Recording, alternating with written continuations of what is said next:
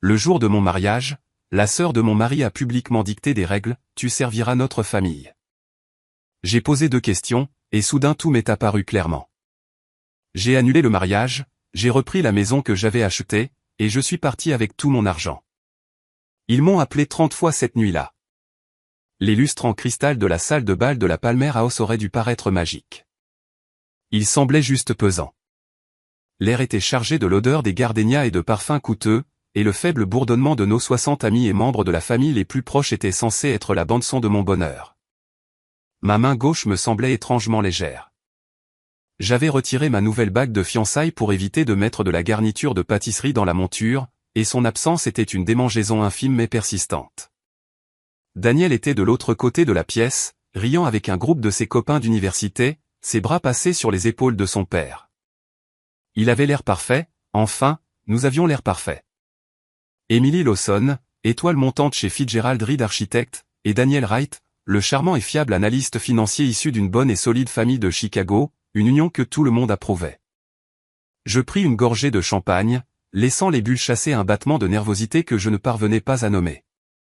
Mesdames et messieurs, lança le père de Daniel, Robert, en tapant sa fourchette contre son verre. Le bourdonnement s'éteignit. Si je pouvais avoir votre attention, je sais que nous sommes ici pour célébrer Daniel et Emily, mais ma fille Jessica me harcèle toute la soirée pour avoir un moment pour parler. Il leva les yeux au ciel avec une affection théâtrale. Alors pour préserver ma tranquillité, je lui cède la parole. Une vague de rire poli.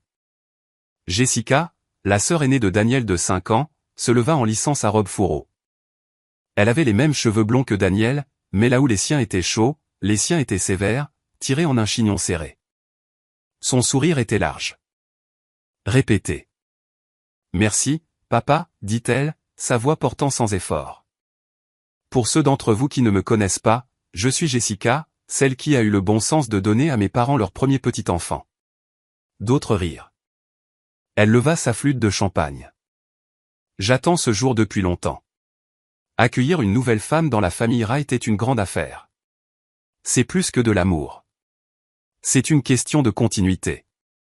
C'est une question de responsabilité. Quelque chose dans son ton rendit le champagne amer dans mon estomac. Je vis le sourire de Daniel se crisper légèrement. Notre famille, continua Jessica, balayant la pièce de son regard, a certaines traditions, des valeurs qui nous ont soudés. Ma mère, elle fit un signe de tête vers Eleanor, qui était assise, souriant sereinement, a été la colonne vertébrale absolue de cette famille, le ciment. Et alors que Daniel fait entrer Emily dans notre giron, je veux juste partager quelques espoirs pour notre avenir. Daniel croisa mon regard et haussa légèrement les épaules, impuissant, comme pour dire, c'est Jessica, égale à elle-même. Emily, dit-elle, tournant toute son attention vers moi. Le regard de la salle suivit. Nous sommes si ravis que Daniel ait trouvé quelqu'un d'aussi accompli. Mais une famille comme la nôtre ne fonctionne pas seulement avec des plans et des réunions de clients. Un petit rire étouffé de la part de l'une des tantes de Daniel. J'ai hâte de te voir à nos traditionnels dîners de famille du dimanche. Maman pourrait vraiment avoir besoin d'aide en cuisine. Ces recettes sont un rite de passage. Et bien sûr, reprendre la gestion des comptes du foyer pour maman et papa leur enlèvera un tel poids des épaules. C'est comme ça que nous apprenons tous les ficelles du métier. Tu sais, les petites choses, se souvenir de l'horaire de golf de papa, s'assurer que les déjeuners de charité de maman sont sur le calendrier familial, être la personne de contact pour les communications familiales. Ce sont ces actes de service qui nous lient vraiment.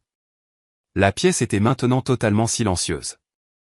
Le tintement d'une fourchette quelque part résonna comme un fracas. Je sentis une bouffée de chaleur me monter au cou.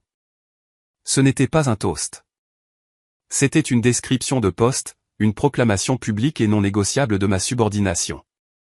Daniel fixait son assiette. Il ne me regardait pas. Jessica leva son verre plus haut. Alors, à Emily. Puisses-tu embrasser le rôle magnifique et gratifiant d'être le cœur de la famille Wright, tout comme notre mère l'a été. Nous sommes impatients de t'avoir pleinement intégré. Elle prit une gorgée. Quelques, santé, épars et incertains suivirent. La plupart des gens avaient l'air simplement stupéfaits ou embarrassés. Tout le sang qui m'était monté au visage se transforma en un œuf froid et dur dans ma poitrine. La chaleur de la pièce disparut. Je posai ma flûte de champagne sur la table avec un clic précis et silencieux qui résonna à mes propres oreilles. Je me levai. Mes jambes étaient stables. Cela me surprit. Jessica, dis-je, et ma voix était claire. Elle venait et portait tout aussi bien que la sienne. C'était ma voix de réunion de projet, celle que j'utilisais avec des entrepreneurs têtus. Merci pour cette vision détaillée de mon avenir. Un rire nerveux de quelque part. J'ai cependant 2 questions, continuai-je, penchant la tête comme si j'étais sincèrement curieuse. Premièrement, ces tâches spécifiques, la comptabilité, le service en cuisine, les tâches d'assistante personnelle pour tes parents sont-elles des traditions documentées de la famille Wright, ou sont-elles plutôt des attentes personnelles de ta part? L'air quitta la pièce. Le sourire de Jessica se figea, puis se fissura sur les bords. C'est comme ça que notre famille fonctionne. C'est la tradition. Je vois, dis-je en hochant lentement la tête. Ma deuxième question est pour Daniel. Puis je regardai enfin directement mon fiancé. Sa tête se releva d'un coup, ses yeux écarquillés d'une panique de cerf pris dans les phares que je n'avais jamais vus auparavant. Dans cette structure familiale proposée que Jessica vient de décrire, quel sera exactement ton rôle? Quelle responsabilité traditionnelle spécifique assumeras-tu pour nous lier et être la colonne vertébrale de notre nouvelle unité familiale? Silence. Un silence profond et retentissant. La bouche de Daniel s'ouvrit, mais aucun son n'en sortit. Il regarda de moi à sa sœur, à son père, qui fronçait maintenant profondément les sourcils. Je subviendrai aux besoins bien sûr, balbutia Daniel, sa voix faible. Et tu sais, je soutiendrai la famille. Soutenir comment, demandai-je, mon ton toujours d'une politesse mortelle. Émotionnellement, logistiquement? En prenant en charge la moitié de la gestion des comptes de notre foyer? En apprenant les recettes de ta mère à mes côtés? Émilie, ce n'est pas le moment pour, commença Robert Wright, sa voix un grondement sourd d'avertissement. Je pense que c'est le moment parfait, l'interrompis-je doucement, regardant toujours Daniel. Je viens d'entendre une offre d'emploi très spécifique pour ma vie de femme mariée. J'essaie de comprendre l'organigramme complet. Le poste de mon partenaire dans cette entreprise familiale semble indéfini. Daniel retrouva sa voix, mais ce fut la mauvaise. Elle était conciliante, dédaigneuse. Chérie, Jess est juste excitée. Elle s'emporte. Tu prends ça beaucoup trop au pied de la lettre. On peut juste profiter de la fête? Profiter de la fête. Les 3 mots étaient un renvoi. Une demande d'avaler l'humiliation publique et de faire bonne figure. Je regardais son visage, le visage que j'aimais, l'homme avec qui j'avais choisi de construire une vie, et je vis un étranger. Je vis un garçon terrifié par la désapprobation de sa sœur, se cachant derrière un faible sourire. La lucidité fut comme de l'eau glacée. Je n'ai pas élevé la voix. Je n'ai pas pleuré. J'ai simplement pris mon sac à main du dossier de ma chaise. Je crois que j'en ai profité autant que je le pouvais, dis-je à toute la table mortifiée. S'il vous plaît, continuez tous à célébrer. Merci d'être venus. Et je suis sorti. Mes talons claquaient à un rythme régulier et décidé sur le sol en marbre. Je ne me suis pas retourné. J'entendis une agitation derrière moi. La voix de Daniel appelant mon nom. Le ton plus strident de Jessica. Le bourdonnement croissant des conversations scandalisées. Mais tout s'estompa en un rugissement étouffé derrière les lourdes portes de la salle de bal. L'air frais de la nuit de State Street me frappa comme une gifle. Je hélai un taxi, mes mouvements automatiques. Mon téléphone vibra dans ma pochette avant même que le taxi ne se soit éloigné du trottoir. Daniel. Je le mis en silencieux. Il vibra encore et encore. Je regardais par la fenêtre le flou des lumières de la ville. Les mots de Jessica tournaient en boucle dans ma tête. Le cœur de la famille, acte de service, intégré. Le trajet en taxi fut un flou.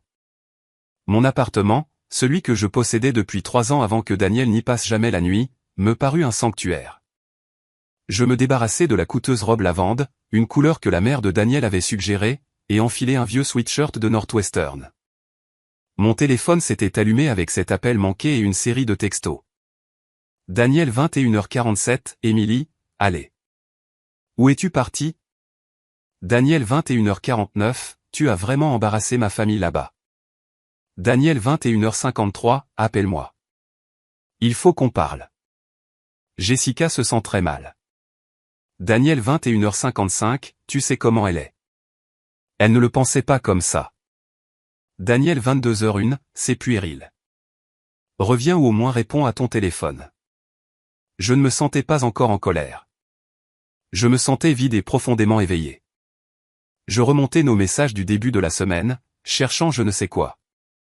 Un signe que j'avais manqué. Puis un nouveau texto apparut. Pas de Daniel. Eleanor Wright 22h15, Emily. Chérie, tu nous as manqué à l'after party. Jessica partait d'une bonne intention. Elle veut juste ce qu'il y a de mieux pour la famille. Tu apprendras nos coutumes. Hâte de t'avoir officiellement comme notre petite aide. Dors bien. Notre petite aide. L'espace vide en moi se remplit d'une rage froide et acérée. C'était si condescendant, si assuré, comme si mon départ n'était qu'un léger contretemps, un pépin temporaire dans mon inévitable assimilation. Je ne répondis pas. À la place, j'ouvris l'application Notes sur mon téléphone. Je tapais un seul titre, point de contentieux financier. Mon esprit, entraîné à résoudre des problèmes structurels, passa à une autre vitesse. L'émotion fut reléguée dans un compartiment où elle bouillonnait. Les faits étaient ce qui importait. La compte. La maison de ville de Lincoln Park. Mon rêve. Nous l'avions trouvé ensemble. Le prix demandé était élevé. Mes économies de 6 ans d'heures brutales au cabinet, $120 000, couvraient la compte de 20% et plus encore. Daniel avait contribué à hauteur de $25 000, une combinaison d'un cadeau d'anniversaire de ses parents et de certaines de ses propres économies. Laisse-moi au moins sentir que je contribue, avait-il dit avec ce sourire charmant. Le titre de propriété. Nous étions allés signer ensemble. Ça avait été un tourbillon. L'avocat, un vieil ami de Robert, avait parlé si vite. J'avais été si concentré sur le chiffre final, sur l'excitation. Avais-je lu chaque ligne? J'avais vu nos deux noms. J'avais supposé que c'était une propriété conjointe. Était-ce le cas? Un doute nauséabond se déroula dans mes entrailles. Le fonds pour le mariage. Mes parents étaient décédés des années auparavant. Mon héritage, géré avec soin, était mon filet de sécurité et mon fonds pour le mariage. J'avais déjà versé des acomptes pour le lieu, le photographe, l'orchestre, tous des prestataires subtilement orientés vers nous par Eleanor Wright. Daniel avait dit que sa famille couvrirait le dîner de répétition et la lune de miel. Ses contributions personnelles avaient été minimes. Il parlait de bonus de fin d'année, de planification future, de compte joint. Nous avions ouvert un compte chèque joint pour les dépenses partagées. Chaque mois, nous y déposions automatiquement un montant égal. J'avais insisté là-dessus, voulant que tout soit moderne et égalitaire. Il avait accepté facilement. Trop facilement. J'ouvris mon ordinateur portable et me connectai à notre portail bancaire. Je parcourus les transactions du compte joint.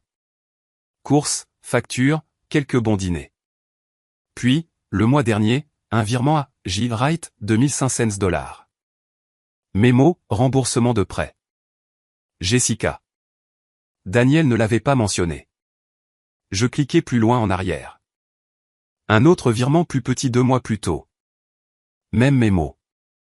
Mes mains étaient stables lorsque je pris mon téléphone.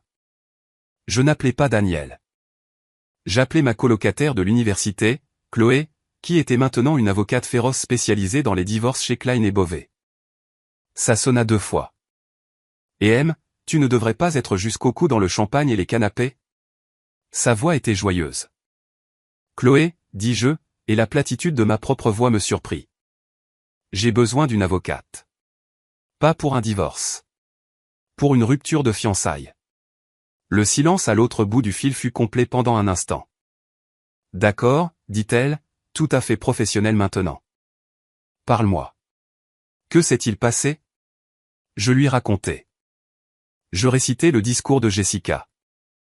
Mes questions, la réaction de Daniel, le texto de sa mère. J'énumérai les points financiers. Ma voix était détachée, clinique. Quand j'eus fini, Chloé laissa échapper un long élan sifflement. Waouh! Les Wright ont vraiment joué la carte femme de Stepford avec toi. D'accord, écoute. Ne réagis pas. Ne réponds pas à ces textos avec quoi que ce soit d'émotionnel. Si tu dois répondre, sois un rocher gris. J'ai besoin d'espace pour digérer. C'est tout. Lundi matin, tu viens à mon bureau. On va récupérer l'acte de propriété. On gèle tous les actifs joints que tu peux. Et Émilie? Oui. Tu as fait la chose absolument juste. Poser ces questions dans cette pièce était la chose la plus courageuse et la plus intelligente que tu pouvais faire. Ça a forcé la vérité à éclater au grand jour avant que tu ne signes un certificat de mariage. Maintenant, il nous suffit de suivre l'argent. Je raccrochai. Le nœud d'anxiété dans ma poitrine se desserra juste un peu. J'avais un plan. J'avais une alliée. Un dernier texto clignota sur mon écran. Daniel 22h48, je suis devant ton appartement. Il faut qu'on parle. Laisse-moi entrer, Émilie. C'est ridicule. Je me dirigeai vers la fenêtre. En effet, son Audi tournait au ralenti au bord du trottoir en bas. Je pouvais voir la lueur de son téléphone sur son visage. Je le regardai pendant une minute entière. L'homme que j'étais censé épouser. L'homme qui était resté silencieux pendant que sa sœur m'offrait une vie de servitude avec un digestif au champagne. L'homme qui me qualifiait maintenant de ridicule. Je n'ai pas répondu par texto. J'ai simplement fermé les stores, marché jusqu'à ma chambre et fermé la porte. Les coups commencèrent quelques minutes plus tard. Doux, puis insistant, puis frustré. Je mis mes écouteurs, lançai un podcast et commençai à rédiger un email à mon agent immobilier sur la valeur marchande actuelle des maisons de ville de Lincoln Park. Les coups finirent par cesser. Le silence dans mon appartement n'était plus vide. Il était rempli d'un objectif sombre et éclairant. La fête de fiançailles était terminée. L'audit avait commencé. Les coups cessèrent juste après minuit. Le silence qui suivit fut plus oppressant que le bruit ne l'avait été.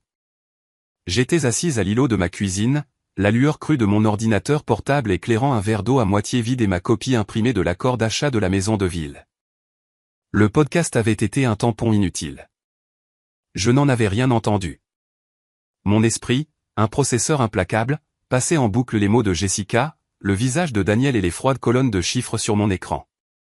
Mon téléphone s'illumina avec un dernier texto. Daniel minuit 7, très bien, fais comme tu veux. On parlera quand tu seras rationnel.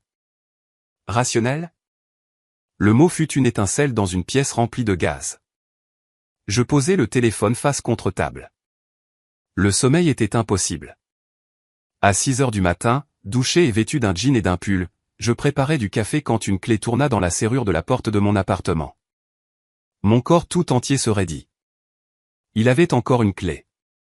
Bien sûr qu'il en avait une. Nous n'avions jamais discuté du fait qu'il devait la rendre. La normalité de cet oubli me parut maintenant grotesque. Daniel entra, l'air dévasté. Sa chemise de la nuit dernière était froissée, ses yeux injectés de sang. Il tenait un plateau en carton avec 2 cafés de notre endroit habituel. Le geste familier, la tentative de normalité, me retourna l'estomac. « Et M, dit-il, sa voix rauque. Je t'ai apporté un latte. Lait écrémé, dose supplémentaire. S'il te plaît, on peut juste parler? Il posa les cafés sur l'îlot, poussant l'un vers moi. Je ne le touchai pas. Tu es entré chez moi, constatai-je, ma voix plate. Je vis encore ici, Émilie.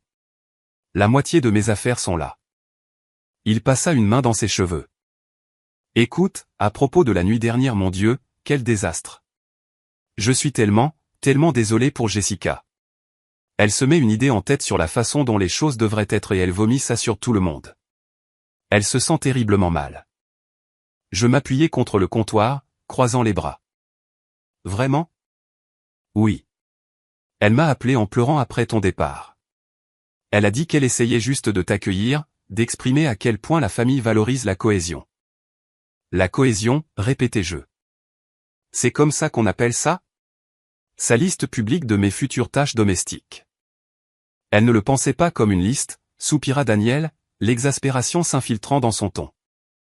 C'est juste sa façon de faire. C'est comme ça qu'elle voit la famille. Ma mère fait toutes ces choses, et Jess pense que c'est comme un lien sacré. Elle essayait de t'y inclure. En annonçant à tout notre entourage que je ferai la comptabilité de tes parents et que je serai la secrétaire sociale de ton père. Savais-tu qu'elle allait faire ça? Bien sûr que non, dit-il, mais ses yeux s'égarèrent une fraction de seconde. C'était autant une surprise pour moi que pour toi. Vraiment, demandai-je doucement. Tu n'avais pas l'air surpris, Daniel. Tu avais l'air mal à l'aise. Puis tu as regardé ton assiette. Tu n'as pas dit un mot. Pas un seul mot. Qu'est-ce que j'étais censé faire? Éclata-t-il en levant les mains. Commencer une dispute avec ma sœur au milieu de notre fête de fiançailles? L'humilier devant toute la famille. L'ironie était si épaisse qu'elle étouffait l'air de la pièce. Alors il valait mieux la laisser m'humilier, moi. Elle ne t'humiliait pas. Mon Dieu, Émilie, tu es si sensible à ce sujet. Tu dois toujours tout transformer en manifeste féministe. C'était un toast mal formulé et trop enthousiaste. Je le fixais, l'homme avec qui j'avais partagé un lit pendant 2 ans. L'homme qui avait loué mon ambition, qui avait dit qu'il aimait ma fougue. Maintenant, ma fougue, c'était moi qui étais, sensible, qui transformait les choses en manifeste féministe. Soyons clairs, dis-je, ma voix dangereusement calme. Tu crois que ces attentes, à savoir que je travaille à plein temps comme architecte tout en devenant la gestionnaire de maison non rémunérée pour tes parents, ne sont qu'un toast mal formulé. C'est ta position officielle? Il se dégonfla, s'appuyant sur l'îlot. Écoute, leurs attentes, elles sont démodées. Je le sais. Mais c'est ma famille. Tu m'épouses, tu les épouses. Il va y avoir des compromis. Des compromis, dis-je. D'accord, faisons un compromis. Si je gère le calendrier et les factures de tes parents, tu géreras les affaires de mes parents. Oh, attends. Je ne peux pas. Ils sont morts. Alors peut-être que tu peux prendre en charge l'entretien et la planification de mon portefeuille de propriété d'investissement à la place. Ça semble être un échange équitable pour le travail émotionnel de se souvenir des heures de thé de ton père. Ce n'est pas juste et tu le sais, marmonna-t-il. Pourquoi? Parce que c'est du vrai travail avec de vraies conséquences financières? Parce que ce n'est pas un travail de femme? Arrête de déformer mes mots, lança-t-il. C'est juste différent. Dans ma famille, les femmes s'occupent de la sphère domestique. Ça a toujours été comme ça. Ça marche pour elles. Et, demandai-je, la question que j'avais posée dans la salle de bal atterrissant maintenant dans l'espace froid et intime de ma cuisine, quel est le rôle de l'homme dans cette sphère domestique? De quoi t'occuperas-tu, Daniel? Spécifiquement? Il resta silencieux un long moment. Je serai le pourvoyeur, dit-il finalement, mais cela sonnait creux. Répétez. Nous pourvoyons tous les deux financièrement, à parts égales. Plus qu'à parts égales, si l'on regarde la compte pour notre maison. Je laissai cela en suspens. Alors encore une fois, quelle responsabilité tangible et spécifique dans la gestion de notre foyer et des affaires de ta famille prendras-tu pour être un partenaire égal? Son visage se durcit. Je ne vais pas rester ici à me faire interroger avec une liste de corvées, Émilie. Ce n'est pas une fusion d'entreprises. C'est un mariage, une famille. On se soutient mutuellement. On ne tient pas les comptes. Je ne tiens pas les comptes, Daniel. Je lis le règlement que ta sœur vient de me remettre. Et je demande si tu es dans mon équipe ou dans la leur. Il n'y a pas d'équipe, cria-t-il, son sang-froid finissant par voler en éclats. Ce n'est pas toi contre ma famille. Pourquoi dois-tu toujours rendre les choses si noires ou blanches? Tu ne peux pas juste essayer, pour moi? Tu ne peux pas juste accepter certaines choses pour faciliter les choses? Les dîners du dimanche ne sont pas la fin du monde. Aider ma mère avec ses feuilles de calcul quelques heures par mois, ce n'est pas de l'esclavage. Le voilà. Le cœur du problème. Accepter. Lui faciliter les choses. Mes efforts, mes compromis, ma dignité ravalée. C'était le prix d'entrée dans sa vie. La lucidité était si brutale qu'elle en était presque paisible. J'ai une question, dis-je, ma voix maintenant dépourvue de toute émotion. La compte, mes $120 000, tes $25 000. Sur le titre de propriété. Sommes-nous propriétaires conjoints, ou y a-t-il autre chose? Le changement de sujet le déstabilisa. Il cligna des yeux. Quoi? Pourquoi tu parles de ça maintenant? Qu'est-ce que ça a à voir avec tout ça? Réponds juste à la question, Daniel. Quand nous avons signé au bureau de l'ami de ton père, que dit l'acte de propriété? Il se balança d'un pied sur l'autre, mal à l'aise. Il dit que nous en sommes tous les deux propriétaires. Mon Dieu, est-ce que c'est une question d'argent maintenant? Après ce qui s'est passé hier soir, tu t'inquiètes pour l'argent? Toujours, dis-je simplement. Et les virements de notre compte joint à Jessica? Les $1 500 du mois dernier. Celui d'avant. Remboursement de prêt. Tu n'as jamais mentionné que tu lui avais prêté de l'argent. Son visage devint pâle, puis rouge. Tu fouilles dans notre compte? Sérieusement? C'était privé. C'était une affaire de famille. Elle était dans le pétrin. C'est ma sœur, je l'aide. Avec notre argent commun, sans me consulter. Ce n'est pas notre argent tant qu'on n'est pas marié, techniquement, rétorqua-t-il, une attitude défensive et légaliste désespérée prenant le dessus. Et c'était ma contribution au compte. Je peux en faire ce que je veux. Donc, tes $25 000 d'acompte et tes contributions mensuelles sont à toi pour les dépenser dans les pétrins de ta famille, mais mon investissement financier significativement plus important dans notre avenir est quoi? Une propriété communautaire à gérer selon les directives de ta sœur? Tu es incroyable, murmura-t-il en secouant la tête. La nuit dernière, c'était à cause de la grande gueule de ma sœur, et maintenant tu essaies de me faire passer pour une sorte de prédateur financier. Tu es paranoïaque. Mon téléphone vibra sur le comptoir. Une alerte de calendrier. 11 heures. Réunion avec Chloé. Bureau de Klein et Beauvais. Daniel le vit. Ses yeux se plissèrent. Chloé? Tu rencontres ton amie avocate à notre sujet? Tu plaisantes? Émilie. J'ai besoin de comprendre ma position légale, dis-je en prenant mon téléphone et mon sac. Puisque mon avenir semble être sujet à négociation par un comité, je ferais mieux de savoir ce que j'apporte à la table. Ta position légale, répéta-t-il, un hoquet de stupéfaction. Nous sommes fiancés. Nous sommes censés planifier un mariage, et tu parles à une avocate? Tu as refusé un contrat de mariage, Daniel, dis-je en me dirigeant vers la porte. Tu as dit que l'amour n'avait pas besoin de contrat. Il semble que tu avais tort. L'amour n'en a peut-être pas besoin, mais les traditions de ta famille, certainement. Je reviendrai plus tard. J'aimerais que tu sois parti. Et j'aimerais ma clé sur le comptoir. Tu me mets dehors pour ça? Je demande de l'espace et ma clé. Ou quoi, lança-t-il, un éclair de l'ancien Daniel confiant perçant à travers la panique. J'ouvris la porte et le regardai, debout dans la cuisine de la maison que j'avais achetée avant de le connaître, entouré de la vie que j'avais bâtie. Où je ferai changer les serrures aujourd'hui, et j'appellerai l'ami de ton père, l'avocat immobilier, pour demander un examen très spécifique et très urgent de notre titre de propriété. À toi de choisir. Je n'attendis pas de réponse. Je refermai la porte derrière moi. Le clic du loquet, un son définitif et satisfaisant. Le trajet jusqu'au bureau de Chloé au centre-ville fut un flou de ciel gris de novembre et de résolution d'acier. Le sentiment de vide avait disparu, complètement remplacé par une colère concentrée et électrique. Le bureau d'angle de Chloé était tout en lignes épurées et offrait des vues panoramiques sur la rivière Chicago. Elle se leva à mon entrée, se passant des salutations. D'accord, parle. Que s'est-il passé après ton départ? Je lui racontai la visite de Daniel, la conversation mot pour mot du mieux que je pouvais m'en souvenir. Quand j'arrivai à la partie sur les virements du compte joint, elle leva une main. Stop. Il a dit quoi? Ce n'est pas notre argent tant qu'on n'est pas marié. Elle laissa échapper un rire court et sec. Oh, c'est précieux. Légalement inexact, mais précieux. Elle se mit à taper furieusement sur son clavier. Donne-moi les dates et les montants approximatifs de ces virements. Et le nom sur le compte est juste J. Wright? Oui. $1 500 le mois dernier vers le 15. Un autre de $800 environ 6 semaines avant ça. Elle hocha la tête en prenant des notes.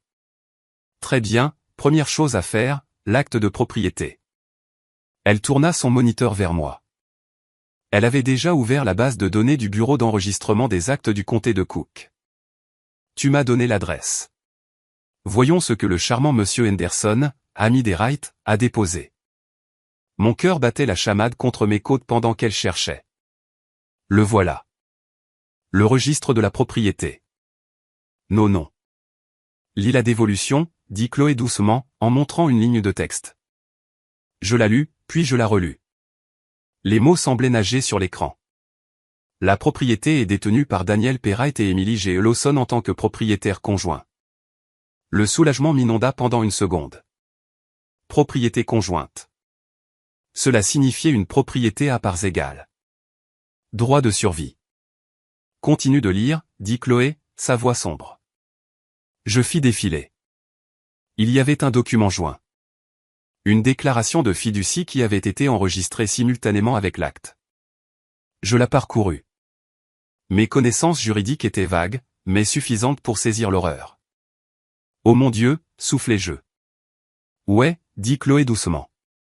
C'est une fiducie foncière. Une astuce sournoise, pas rare dans certains cercles. Vous êtes tous les deux bénéficiaires, c'est pourquoi ça ressemble à une propriété conjointe en surface, mais le fiduciaire, celui qui a le pouvoir de direction, celui qui contrôle la propriété. Est listé comme est Daniel Perrite. Elle tapa sur l'écran.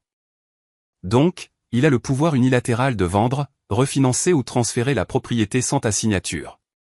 Ton intérêt est bénéficiaire, ce qui signifie que tu as une participation financière, mais tu n'as aucun contrôle.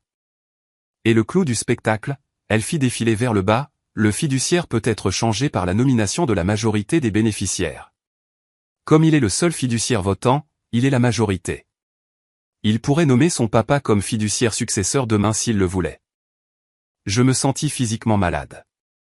La pièce tangua. Il a dit que nous en étions tous les deux propriétaires. Nous étions assis là ensemble. L'avocat a parlé si vite. Il a parlé vite parce qu'il te roulait, dit Chloé platement. Tes 120 000 $ t'ont acheté une place à la table des enfants, Emily. Daniel détient toutes les cartes. Et étant donné la relation douillette entre cet avocat et la famille Wright, je parierais ma licence que c'était leur idée. Un moyen de sécuriser l'actif pour leur fils tout en te faisant sentir comme une participante égale. La trahison était si profonde, si froidement calculée, qu'elle me parut comme un coup physique. Ce n'était pas seulement l'arrogance de Jessica ou la lâcheté de Daniel. C'était une embuscade financière. Ils avaient prévu de m'enfermer, de rendre mon plus grand atout vulnérable à leur contrôle. Qu'est-ce que je fais? Ma voix était celle d'une étrangère. Premièrement, tu respires, dit Chloé, son ton changeant pour celui d'un général sur le champ de bataille. Deuxièmement, on se bat. C'est attaquable en justice. C'est une fraude par incitation. Tu as contribué à la majeure partie de l'acompte sur la base de la représentation d'une propriété à parts égales. On envoie une lettre de mise en demeure aujourd'hui à Daniel, à l'avocat et à la société de titres, exposant notre intention de poursuivre pour fraude et pour une fiducie constructive. Nous exigeons qu'il transfère immédiatement la propriété par acte de renonciation en une véritable propriété conjointe avec droit de survie, avec toi comme cofiduciaire, où nous déposons une plainte et demandons non seulement le changement de titre, mais aussi des dommages et intérêts.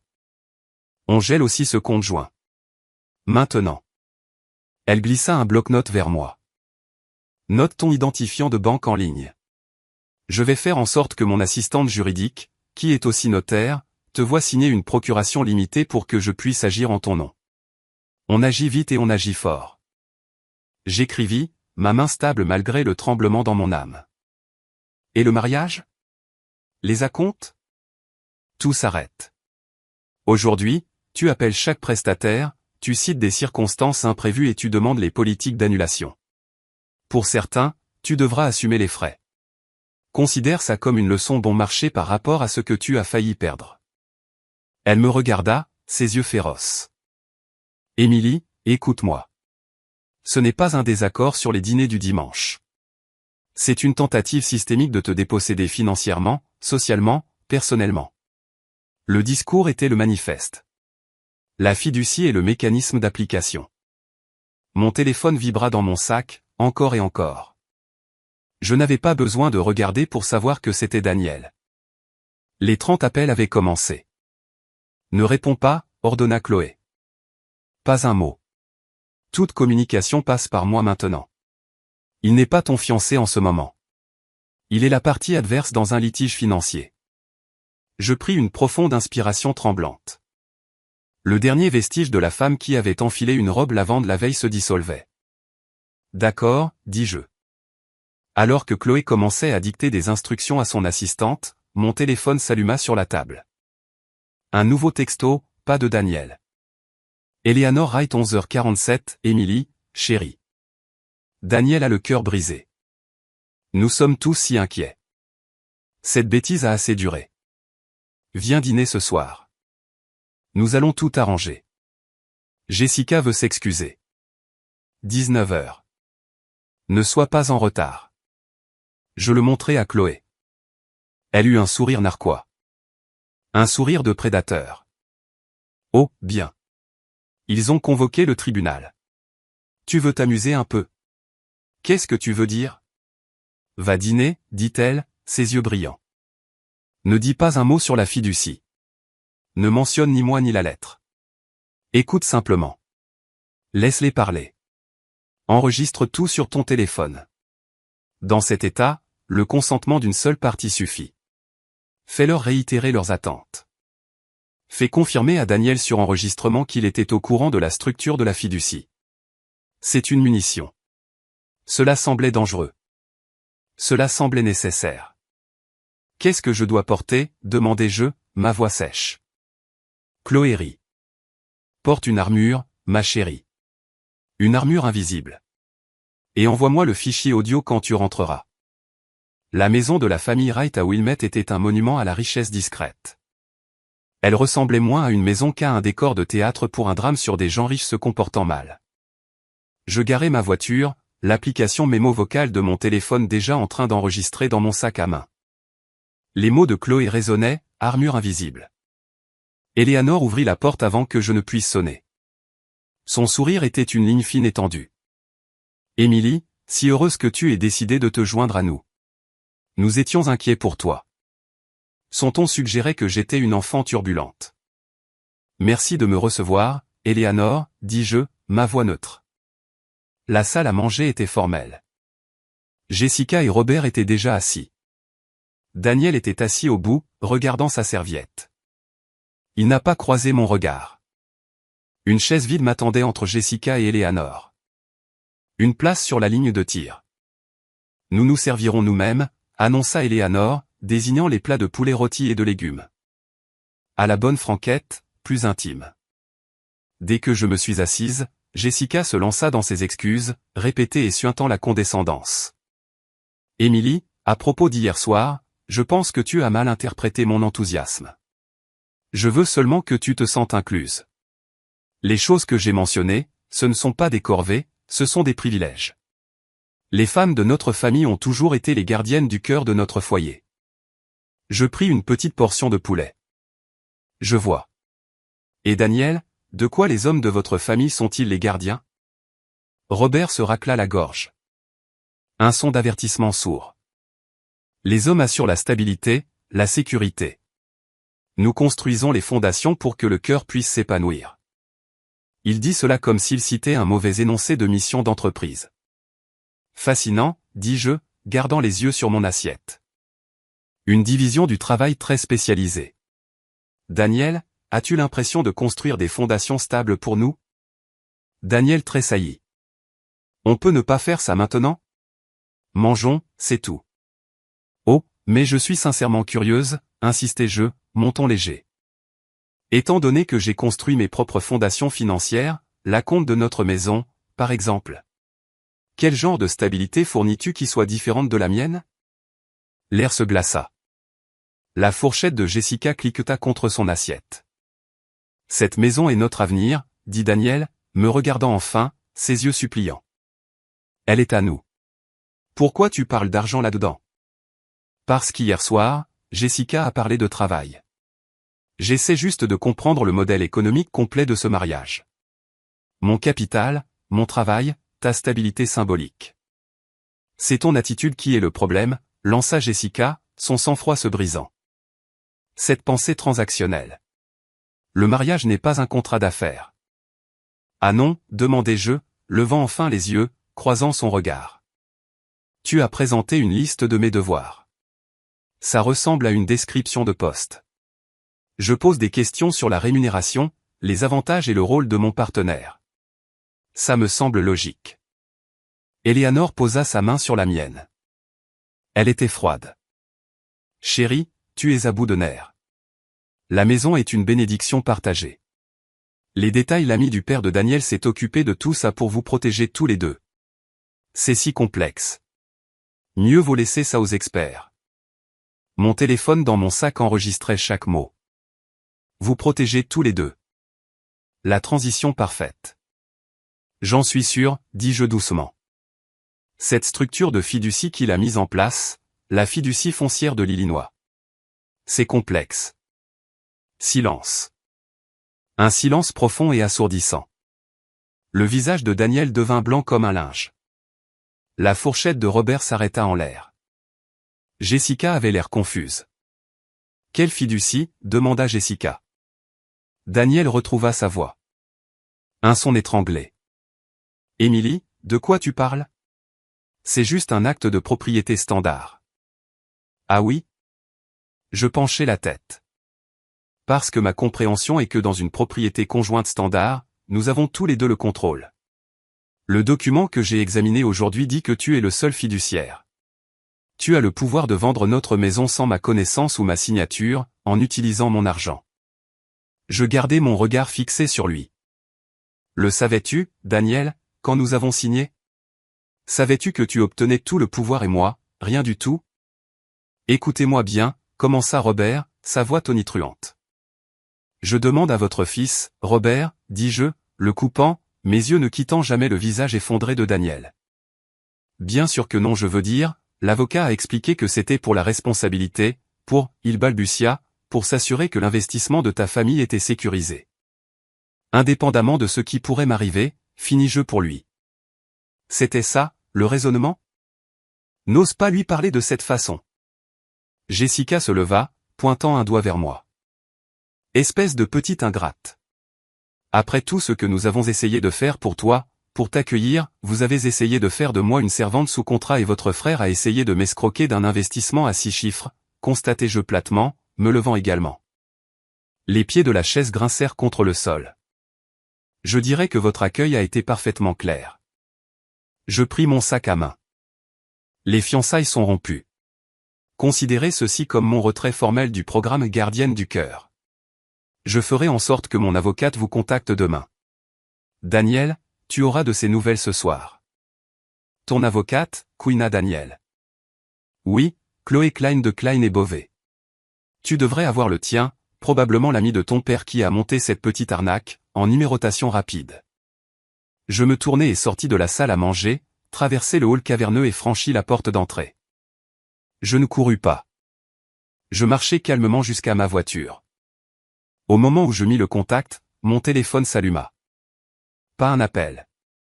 Un texto d'un numéro que je ne reconnaissais pas.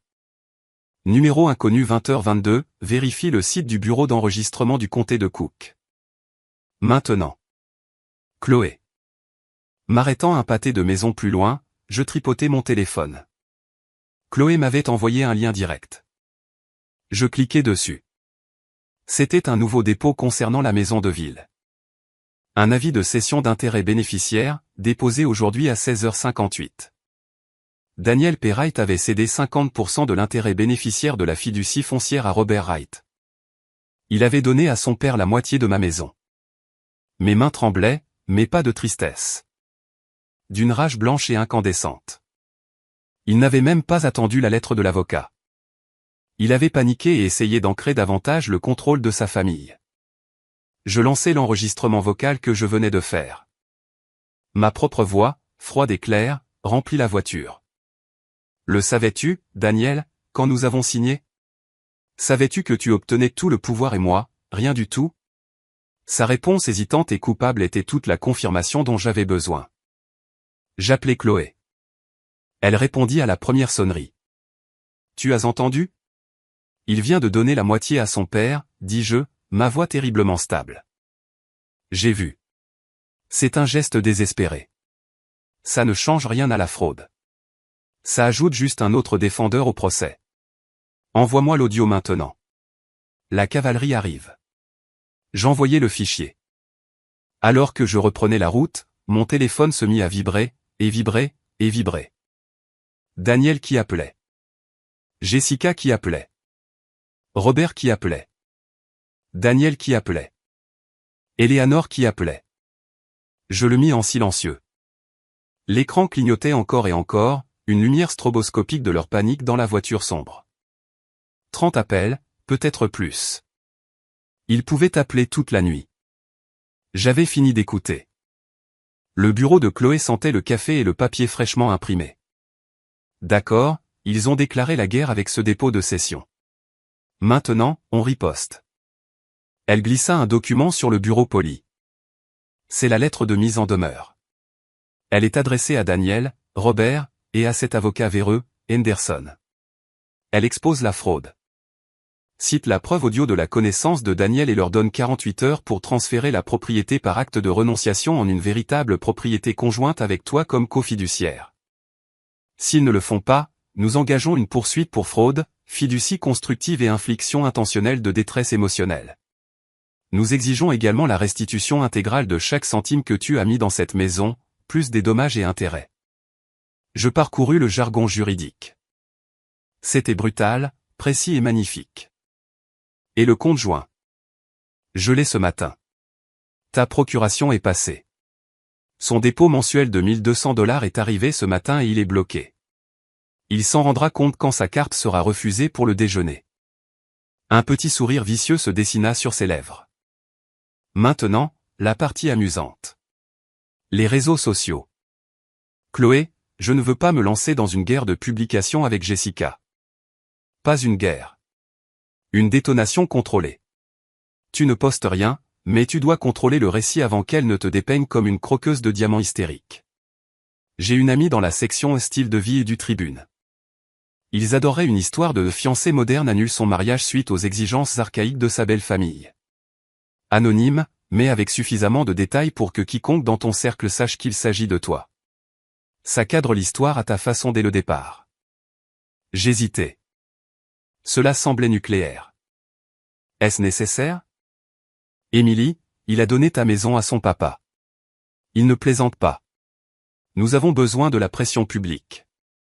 Ça rend un règlement à notre avantage plus attrayant pour eux. Son téléphone vibra. Elle y jeta un coup d'œil. Quand on parle du loup. C'est le bureau de Henderson. Tu veux écouter? Elle mit le haut-parleur. Chloé Klein. Madame Klein. Ici Martin Henderson. J'appelle concernant votre lettre plutôt incendiaire à la famille Wright. J'en suis sûr, Martin. Ma cliente a une simple demande. Réparer la fraude. Fraude est un mot fort et diffamatoire. Mes clients ont agi de bonne foi pour protéger les deux parties dans un achat d'actifs complexe. La fiducie foncière est un véhicule courant pour la protection de la responsabilité. L'incompréhension de votre cliente ne constitue pas une fraude. Je vis les yeux de Chloé se durcir. Incompréhension? Votre client, Daniel Wright, sur une ligne enregistrée, a admis ne pas comprendre pleinement les termes de la fiducie, bien que celle-ci lui ait accordé le contrôle exclusif d'un actif financé principalement par ma cliente. C'est une fraude par incitation. Puis, une fois confronté, il a tenté d'aliéner davantage son intérêt en le cédant à son père. C'est un détournement.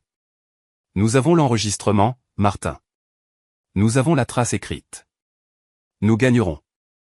Et quand nous le ferons, nous demanderons des frais de justice à votre cabinet pour votre rôle dans cette entreprise de bonne foi. Il y eut un long silence à l'autre bout. Un enregistrement? Oui, d'une conversation lors d'un dîner hier soir. État à consentement unique, Martin. Parfaitement admissible. Voulez-vous que je vous joue la partie où votre client balbutie sa non-explication? Son ton changea, devenant plus mielleux, plus conciliant. Madame Klein, nous pouvons sûrement résoudre cela sans traîner ces familles respectables dans la boue. Mes clients sont prêts à racheter l'intérêt bénéficiaire de Madame Lawson au montant de sa contribution initiale, $120 000, une rupture nette. Je sentis une vague de nausée. Ils voulaient me rendre mon argent initial et garder la propriété, l'appréciation, tout. Chloé rit. Un son court et sec. Aucune chance. La demande reste la même. Correction complète du titre. 48 heures. Le compte à rebours a commencé il y a 1 heure. Elle raccrocha. Elle me regarda. Ils ont peur. L'enregistrement change tout. Maintenant, ils vont essayer de me contourner.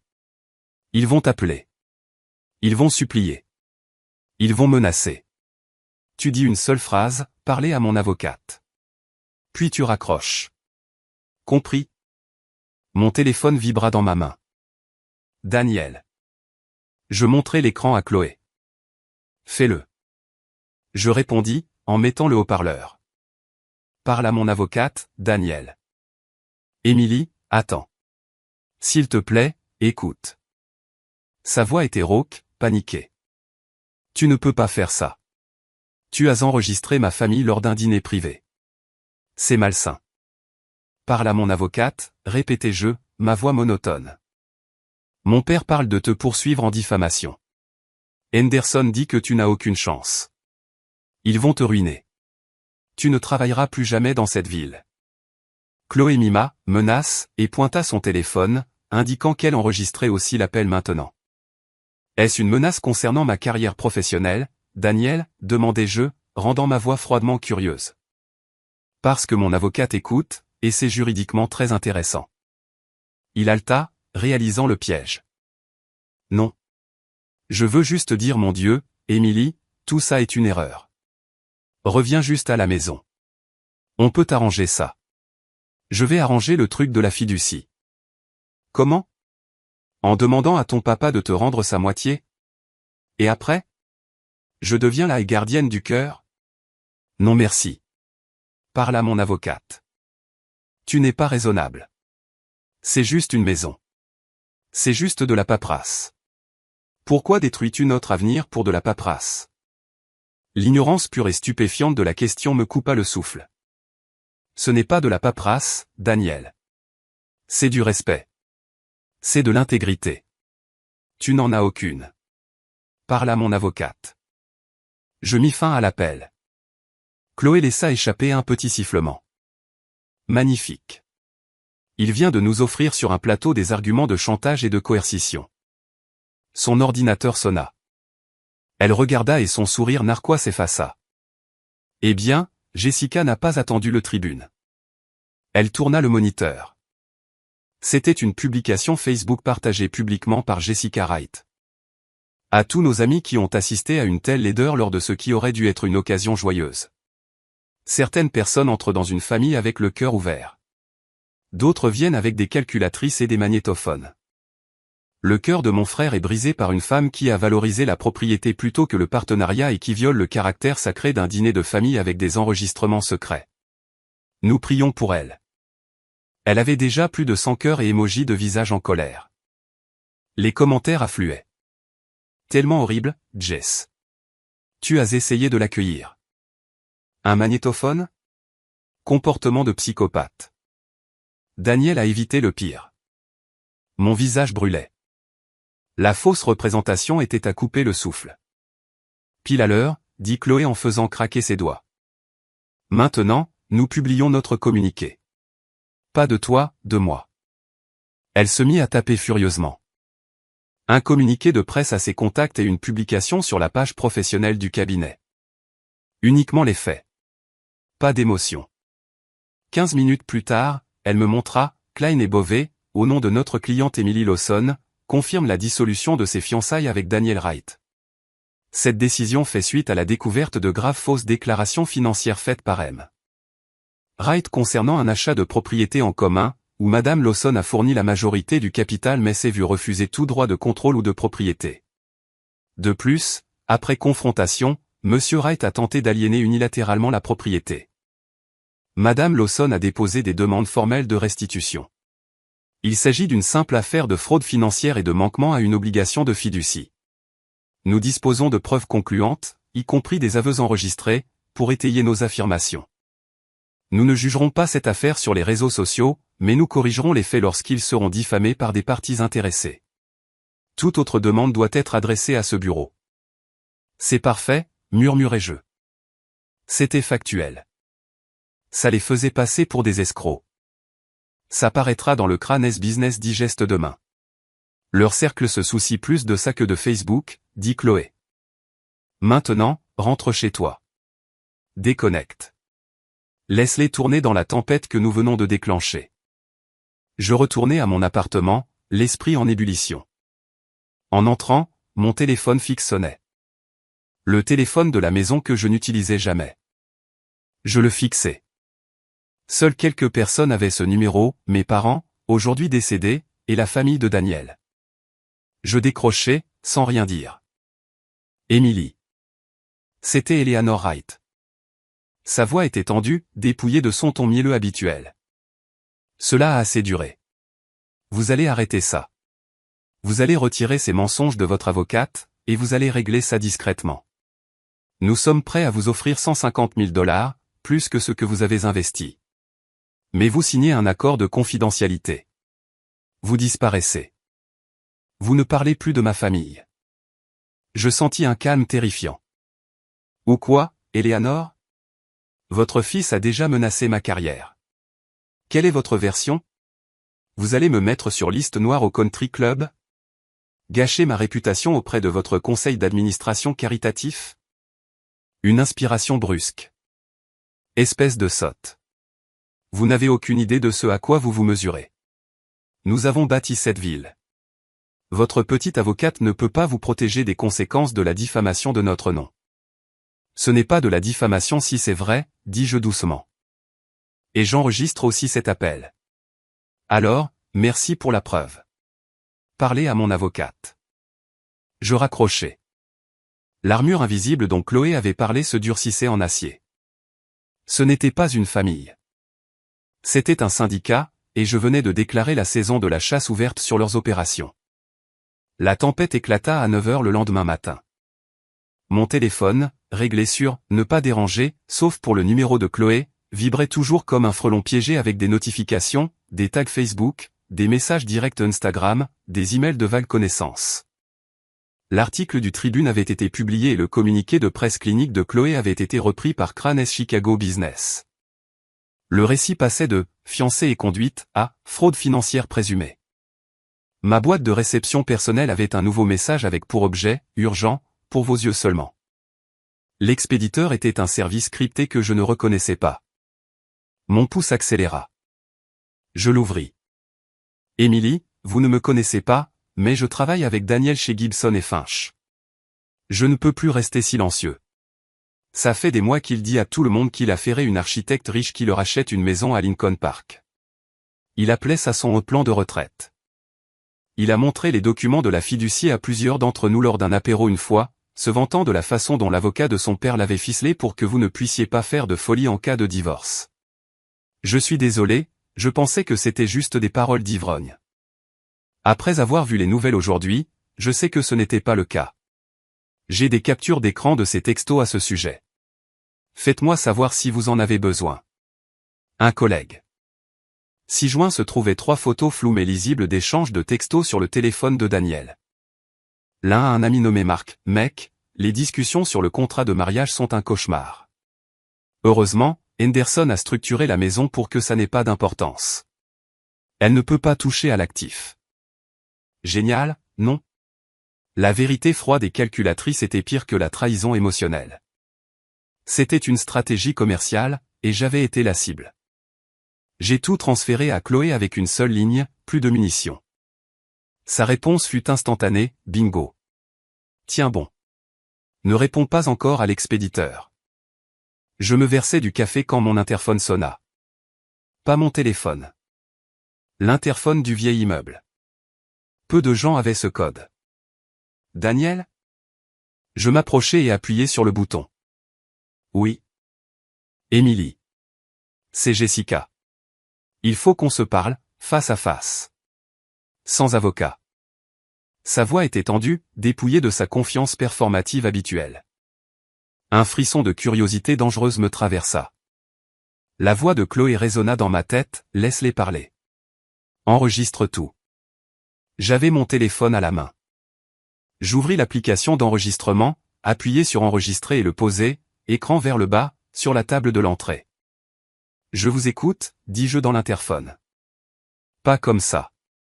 Laissez-moi monter. 5 minutes. C'est tout. Je débattis.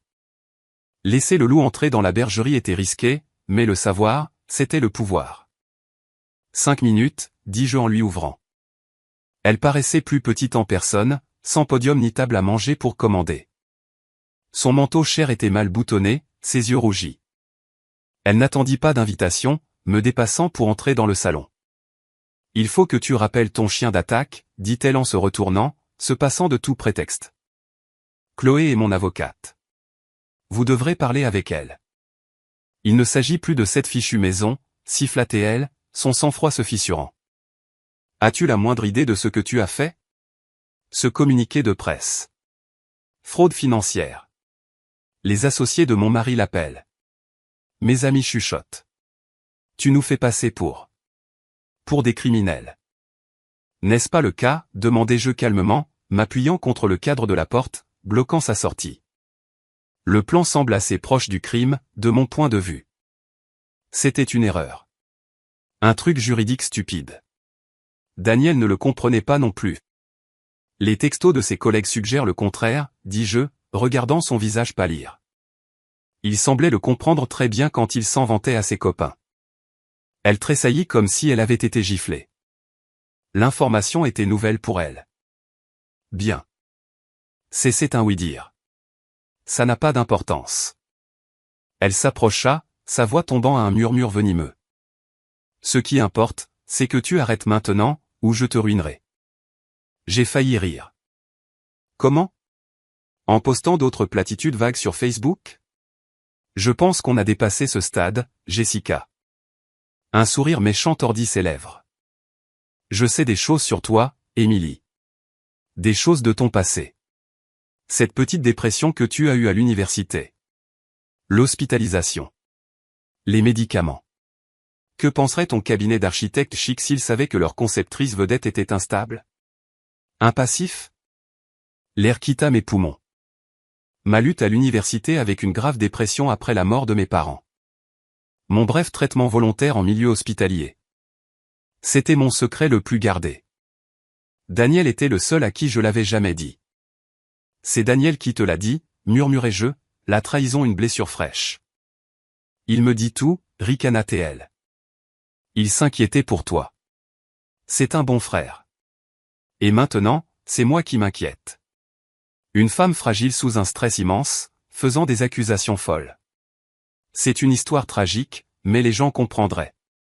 Ils auraient pitié de toi, puis ils rejetteraient chaque mot que tu dis. La rage était un courant froid et clair maintenant. Elle me concentra. Vous me menacez de divulguer mon historique médical privé pour me discréditer professionnellement si je ne retire pas mes plaintes légales.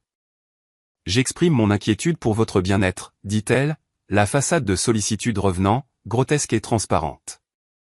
Et le bien-être de ma famille. Abandonnez les demandes. Acceptez le rachat, signez l'accord de confidentialité, et nous pourrons tous passer à autre chose.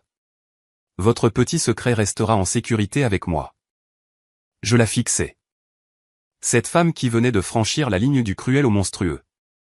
L'application d'enregistrement sur mon téléphone était un témoin silencieux à quelques centimètres. Vous savez, dis-je, ma voix étrangement calme, j'ai aussi fait quelques recherches. Avec toutes ces histoires de finances familiales et d'obligations, je suis devenue curieuse.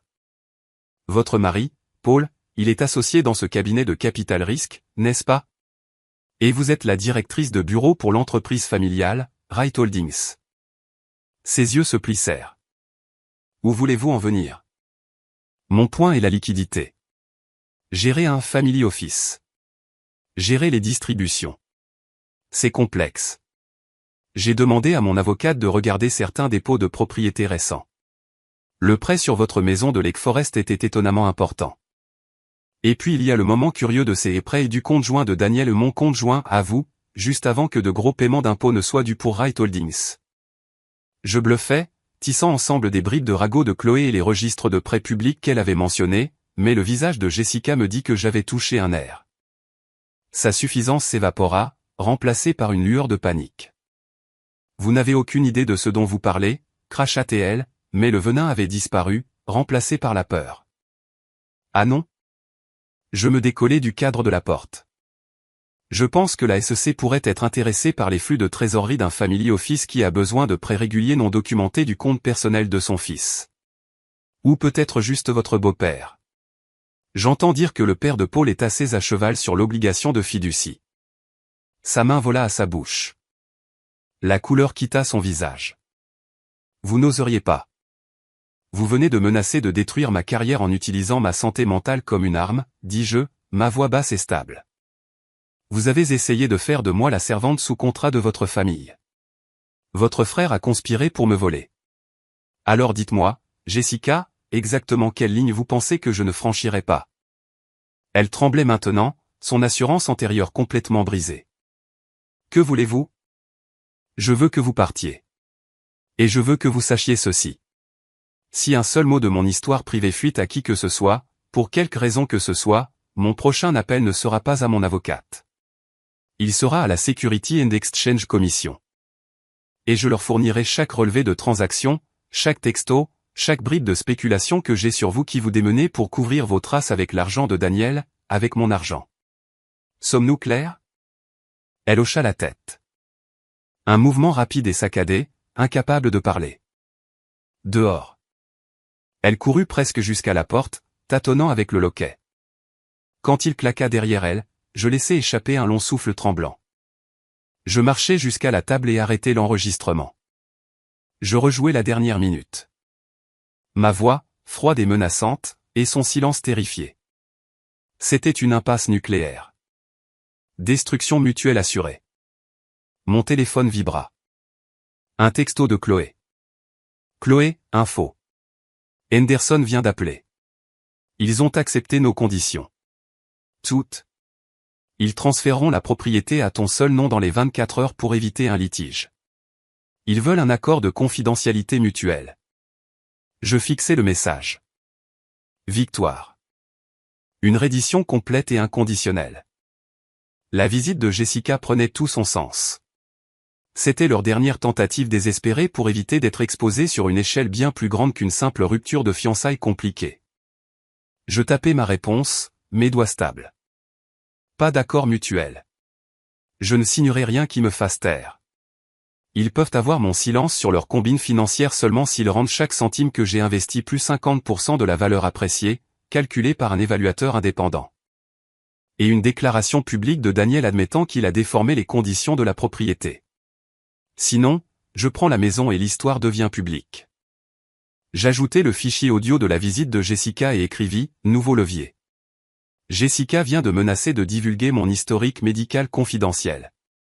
J'ai contré avec des implications sur sa mauvaise gestion des fonds familiaux. Elle a cédé. Utilise ça. Ils sont terrifiés à l'idée d'un audit plus approfondi. Les 3 petits points apparurent immédiatement, puis disparurent, puis réapparurent. Finalement, sa réponse arriva. Chloé, bon sang. Tu es un ange vengeur. Je présenterai les nouvelles conditions. Ils vont s'étouffer avec, mais ils les avaleront. Ils n'ont pas le choix. Je regardai autour de mon appartement silencieux. Le champ de bataille avait changé. Il ne s'agissait plus de gagner une maison ou un règlement. Il s'agissait de s'assurer qu'il ne pourrait plus jamais blesser quelqu'un comme ça. Le prix de mon silence venait d'augmenter. Et pour la première fois depuis la fête de fiançailles, je me sentis non seulement lucide, mais puissante. Le haut-parleur de la conférence téléphonique de Chloé bourdonnait.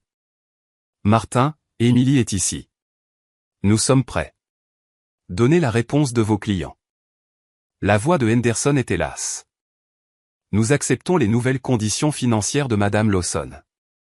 Valeur estimée, 50% pour elle plus la restitution complète. Nous n'acceptons pas de déclaration publique de Daniel. C'est non négociable. Alors nous avons terminé, dis-je, ma voix plate. L'histoire part à la rédactrice en chef du Tribune Lifestyle dans 1 heure, avec des extraits audio. Attendez. C'était la voix de Daniel, tremblante et brute sur la ligne. Émilie, s'il vous plaît. Une déclaration publique ça me détruirait au travail. C'est une fin de carrière. Vous auriez dû y penser avant de détruire notre partenariat, répliquai-je. Nous accepterons un affidavit privé et signé de Daniel admettant la fausse déclaration, intervint Henderson, essayant de reprendre le contrôle. Il pourra être utilisé dans toute procédure judiciaire future que vous souhaiterez, mais il restera sous le sceau de la confidentialité. Et en retour, votre silence total sur toutes les questions, y compris les préoccupations spéculatives concernant Wright Holdings. Il négociait âprement pour garder la fraude secrète. La peur de Jessica était mon levier. L'affidavit est un début, dit Chloé. Mais il nous faut plus. Nous voulons que toutes les copies numériques des dossiers médicaux privés d'Emily détenus par un membre de la famille Wright soient supprimées. Nous voulons une confirmation écrite de leur consultant en sécurité informatique. Et nous voulons que Jessica Wright signe un accord contraignant distinct de ne plus jamais contacter Emily, professionnellement ou personnellement, sous peine de dommages financiers importants. C'est scandaleux, cria Daniel. Vraiment, demandai-je. Votre sœur s'est tenue dans ma maison et a menacé d'utiliser mon historique de santé comme une arme. Je veux que l'arme soit détruite et que celle qui la manie soit désarmée. Ce sont mes conditions non négociables. Un long silence. Nous entendîmes des discussions étouffées de leur côté. Puis Henderson revint. Vaincu. D'accord. Tout. Nous préparons les documents de règlement. Encore une chose, ajoutai-je. Je veux que ce soit fait en 72 heures. J'en ai assez de vivre dans ce drame. Le temps est compté. Après que Chloé ait raccroché, elle laissa échapper un petit sifflement. Tu as mené une négociation difficile. Propriété exclusive de la maison de ville, un paiement en espèces massif, un aveu enfermé dans un coffre-fort, et Jessica muselée. C'est une victoire totale.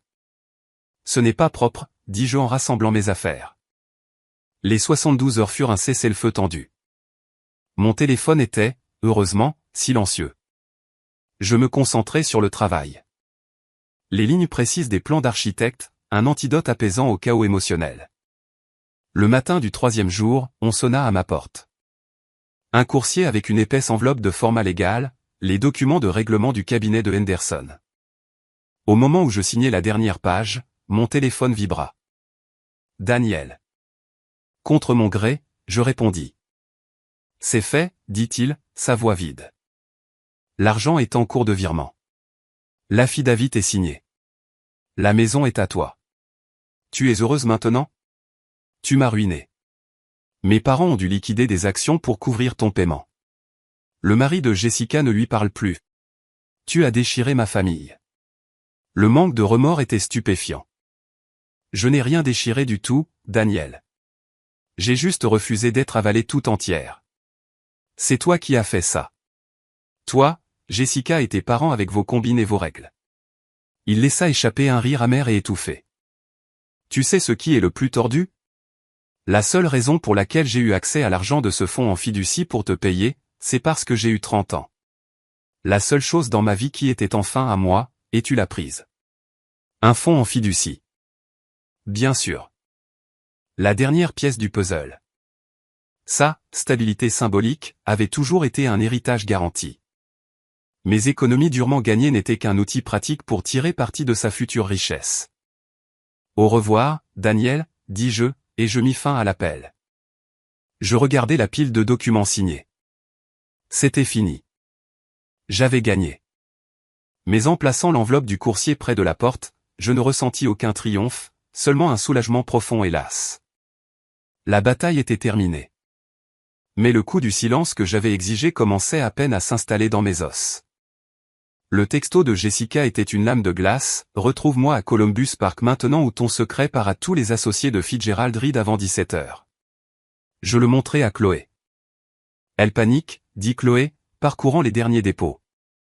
L'indice envoyé anonymement à la SEC via son réseau avait déclenché une enquête de routine sur Wright Holdings. La pression fonctionne. Va, enregistre. Achève-la. Le parc était sinistre. Gris hivernal.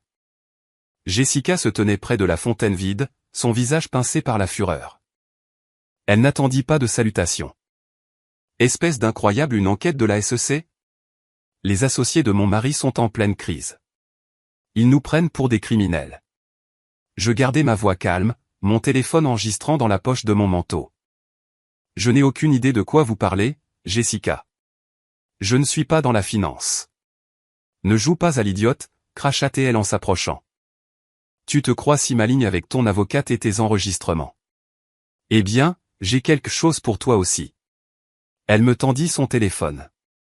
Sur l'écran, un document scanné, un résumé de sortie de l'hôpital Northwestern Memorial, datant d'année, avec mon nom et un diagnostic de trouble dépressif majeur.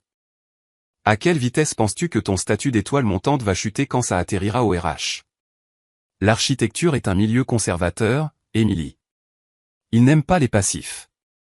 Il n'aime pas l'instabilité. La violation était absolue. Voir ce document privé dans sa main me donnait la chair de poule, mais la peur avait disparu, consumée par une fureur plus froide. Vous avez obtenu mes dossiers médicaux privés illégalement, constatai-je, les mots mesurés. C'est une violation de la loi HIPAA. Un crime fédéral. Qui avez-vous soudoyé? Un employé de l'hôpital? L'ancien colocataire de Daniel qui travaille à l'administration? Son sourire narquois faiblit une seconde. Prouve-le. Je n'ai pas à le prouver pour t'envoyer en prison, Jessica. Il me suffit de donner cet enregistrement et ta menace au bureau du procureur des États-Unis. Ils le prouveront. Je fis un pas vers elle. Mais parlons de ton crime. L'argent. Les prêts de Daniel n'étaient pas pour une nouvelle BMW, n'est-ce pas? C'était pour couvrir le déficit des comptes de l'entreprise familiale. Celui que tu gères. Celui sur lequel la SEC renifle maintenant. Son visage devint cendré. C'est un mensonge. Vraiment? J'ai des relevés de transactions. J'ai des spéculations. La SEC adore les spéculations. Ils assigneront tout à comparaître. Vos emails, vos textos, vos documents de prêt hypothécaire. Ils mettront en pièces votre vie parfaite à la recherche de la vérité. Et le père de Paul, que pensera-t-il quand il découvrira que sa belle-fille trafiquait les comptes? Elle tremblait maintenant, son assurance complètement brisée. Tu ne peux pas, je l'ai déjà fait, dis-je doucement. L'indice a été déposé. La machine est en marche. Le fait que tu menaces ma carrière avec un dossier médical illégal ne fait qu'accélérer les choses. Alors vas-y, envoie-le. Vois ce qui se passe. Des larmes de rage et de terreur remplirent ses yeux. Que veux-tu? Je veux que tu comprennes, dis-je en me penchant pour qu'elle seule puisse entendre. Tu as essayé de me briser. Tu as essayé de me rabaisser. Tout ce que tu as fait, c'est me montrer à quel point ton château est fragile. Il est bâti sur des secrets et l'argent des autres. Et j'ai les clés. Je me tournai pour partir. Attends, cria-t-elle, sa voix se brisant. S'il te plaît, annule tout ça. La SEC. Je détruirai les dossiers. Tous. Je ne te parlerai plus jamais. Je m'arrêtai, la regardant. La SEC n'est pas un robinet que je peux fermer, Jessica. Tu aurais dû y penser avant de voler ta famille et de menacer la mienne. Je m'éloignai, la laissant sangloter près de la fontaine sèche. Le froid dans l'air semblait pur. Le secret était révélé, non pas le mien, mais le sien, et son poids était maintenant le sien seul à porter. Le bureau de Chloé semblait différent maintenant, moins un bunker qu'un centre de commandement après une victoire décisive. Les feuilles de calcul et les bloc-notes juridiques avaient été remplacés par un unique document volumineux. Le règlement final, dit-elle en le glissant sur le bureau. Ils ont complètement cédé. Je parcourus le résumé. La maison de ville était mienne, libre et quitte de toute charge via un acte de renonciation déjà déposé. Un virement bancaire pour la somme convenue, mon investissement initial plus une part stupéfiante à 6 chiffres de la valeur appréciée était en attente. L'affidavit de Daniel admettant la fausse déclaration intentionnelle de la structure du titre de propriété était joint. Les clauses de confidentialité et de non-dénigrement étaient mutuelles mais étroites, se concentrant uniquement sur le règlement de la propriété. Elles ne couvraient pas les manœuvres financières de Jessica ni ses menaces. Et mes dossiers médicaux, demandai-je, mon doigt posé sur cette clause. Un affidavit signé du consultant en sécurité informatique de leur famille, confirmant que toutes les copies numériques ont été purgées de tout appareil ou stockage cloud lié à un membre de la famille Wright. C'est un document juridiquement contraignant. S'ils ont menti, les pénalités sont sévères. Chloé se pencha en arrière, une lueur de satisfaction dans les yeux. L'enquête de la SEC est un feu qui couve lentement. C'est hors de nos mains maintenant, mais ça les maintient très honnêtes. Mon téléphone vibra. Une notification de ma banque. Le virement était arrivé. Le nombre était si grand qu'il semblait abstrait. Ce n'était pas de la joie que je ressentis, mais une finalité profonde et apaisante. C'est fini, soufflai-je. Presque, corrigea Chloé. Il y a un dernier courrier pour toi. Elle me tendit une enveloppe épaisse et crémeuse. Mon nom était écrit d'une écriture élégante et familière que je n'avais pas vue depuis des années. Eleanor Wright. Je l'ouvris. Un chèque en tomba. Pour 50 000 $. Une note était jointe. Émilie, ceci ne fait pas partie du règlement. C'est pour moi. Un geste de sincères excuses pour la douleur que ma famille vous a causée. J'avais tort. J'ai élevé un fils faible et une fille cruelle. Je le vois maintenant. J'espère que cela pourra vous aider à construire un nouvel avenir, un avenir libre de notre ombre. S'il vous plaît, aucune réponse n'est nécessaire. Eleanor. Je le fixai, abasourdi. Qu'est-ce que c'est? Chloé prit le chèque, l'examinant. Un paiement de culpabilité. Une tentative désespérée d'absolution morale. Il est propre. Sans condition. Encaisse-le. Considère-le comme des dommages moraux. Ça me semble sale. C'est l'argent le plus propre que tu recevras jamais d'eux, dit-elle sans détour. C'est un aveu de culpabilité. Prends-le. Fais en don. Brûle-le. Mais ne le renvoie pas. C'est ce qu'elle veut. Une victoire morale. Une connexion. Refuse-la lui. J'acquiesçai, pliant le chèque dans l'enveloppe. Le dernier artefact bizarre de la guerre. Alors, dit Chloé, son ton changeant. Quelle est la suite pour Emily Lawson? Des vacances, une voiture de sport, un acompte sur un château. Je regardais par sa fenêtre la ligne d'horizon étincelante, la ville qui abritait mes anciens rêves et ma nouvelle réalité. Je vais vendre la maison de ville, dis-je. Elle est souillée. Et avec ça, je tapotai le résumé du règlement, je n'en ai pas besoin. Et puis un objectif, clair et précis, s'était formé dans les espaces calmes entre les batailles. Je vais créer une organisation à but non lucratif. Un fonds juridique et un centre de ressources pour les gens, surtout les femmes probablement, qui se font avoir dans des arrangements financiers prénuptiaux. Fini les il a dit, elle a dit. Juste de l'éducation, des ressources et l'accès à des avocats qui ne sont pas des amis de la famille. Le masque professionnel de Chloé glissa, révélant une surprise sincère et quelque chose comme de la fierté. Eh bien, bon sang. C'est vraiment incroyable. Tu auras besoin d'un conseil d'administration féroce et d'un avocat fondateur. J'en connais une bonne, dis-je en croisant son regard. Un lent sourire se répandit sur son visage.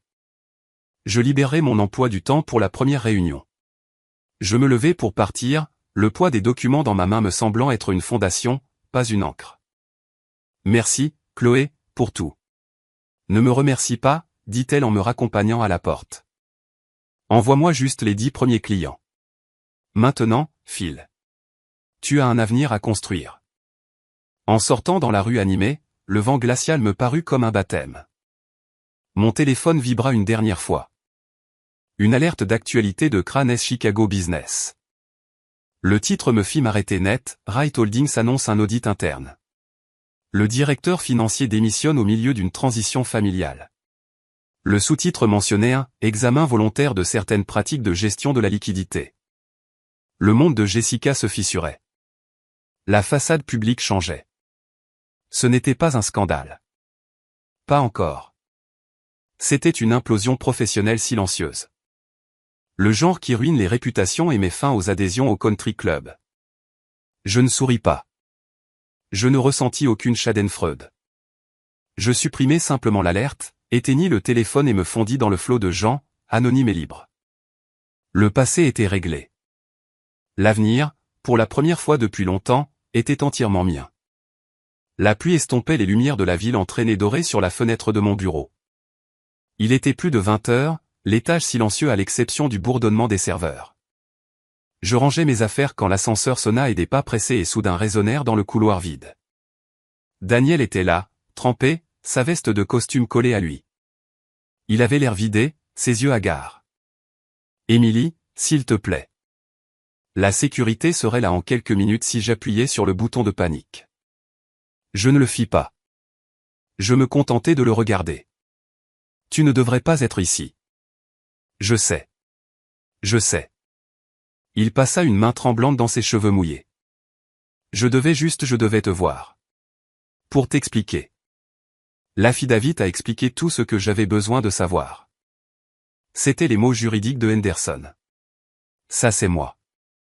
Il s'approcha. L'odeur de la pluie et de whisky éventé m'atteignit. Tu crois que je voulais ça? La fiducie, les règles, j'étais piégé. Tu avais une clé et un acte signé te donnant tout le pouvoir, Daniel.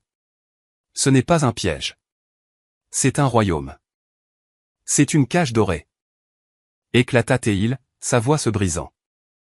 Tu ne comprends pas ma famille. Ce ne sont pas que les dîners du dimanche. C'est tout. Mon travail chez Gibson et Finch, le partenaire de golf de mon père et l'associé directeur. Mon fonds en fiducie est libéré seulement avec la maturité, leur définition. Jessica est l'exécutrice. Si je sors du rang, si je les embarrasse, l'argent se tarit. Les recommandations s'arrêtent. Je deviens un moins que rien.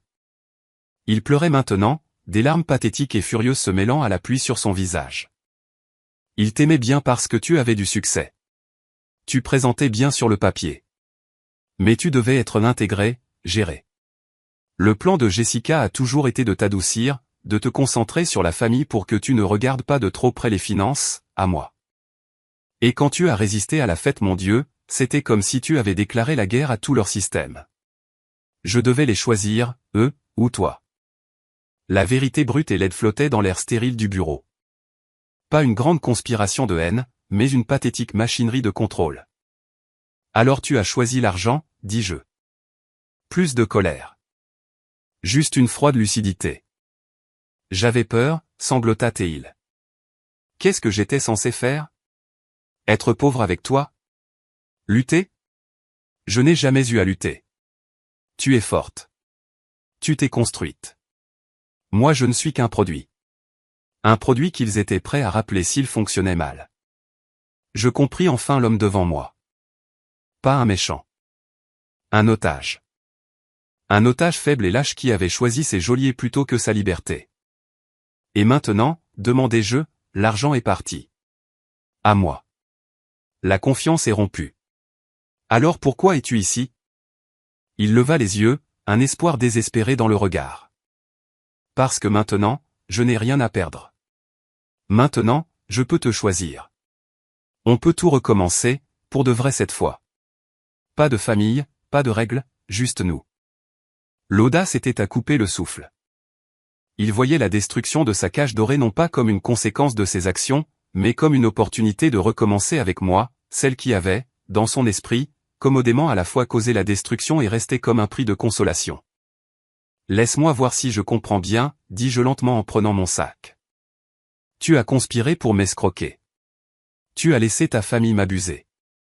Tu ne viens me supplier qu'après que j'ai démoli ta vie avec un boulet de démolition financier.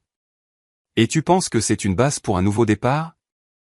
C'est une page blanche. Nous avons tous les deux été punis. Nous sommes quittes. Nous ne sommes pas quittes, dis-je, ma voix basse et finale. Tu as été puni pour être un tricheur et un lâche. J'ai été récompensé pour t'avoir survécu. Ce ne sont pas les mêmes choses. Il n'y a pas de nous. Il y a toi, seul, faisant enfin face aux conséquences d'avoir bâti ta vie sur une fondation d'argent et d'attente des autres. Et il y a moi, qui m'en vais. L'espoir dans ses yeux mourus, remplacé par une rage frénétique et acculée. Tu es vraiment si froide? Après tout ce que nous avons eu? Tu vas juste prendre l'argent et t'enfuir? Oui, dis-je simplement en passant devant lui vers l'ascenseur. C'est exactement ce que je vais faire. Il attrapa mon bras, sa prise trop forte. Tu ne peux pas. Tu me dois quelque chose. Tu me dois une chance. Je regardai sa main, puis son visage. Lâche-moi. Tout de suite. Quelque chose dans mon ton, l'absence absolue de peur, le mépris complet, le fit reculer. Il me relâcha comme s'il s'était brûlé. Tu le regretteras, murmura-t-il, le venin revenant. Tu seras seul, et tu réaliseras ce que tu as jeté. J'entrai dans l'ascenseur et me tournai pour lui faire face alors que les portes commençaient à se fermer. Il était une silhouette ratatinée et détrempée de pitié et de rancune dans le hall vide. J'étais déjà seul, Daniel, dis-je doucement. J'étais seul au moment où je t'ai dit oui. Être seul, c'est une amélioration. La porte se ferma, coupant son visage stupéfait et furieux. L'ascenseur descendit dans un silence paisible.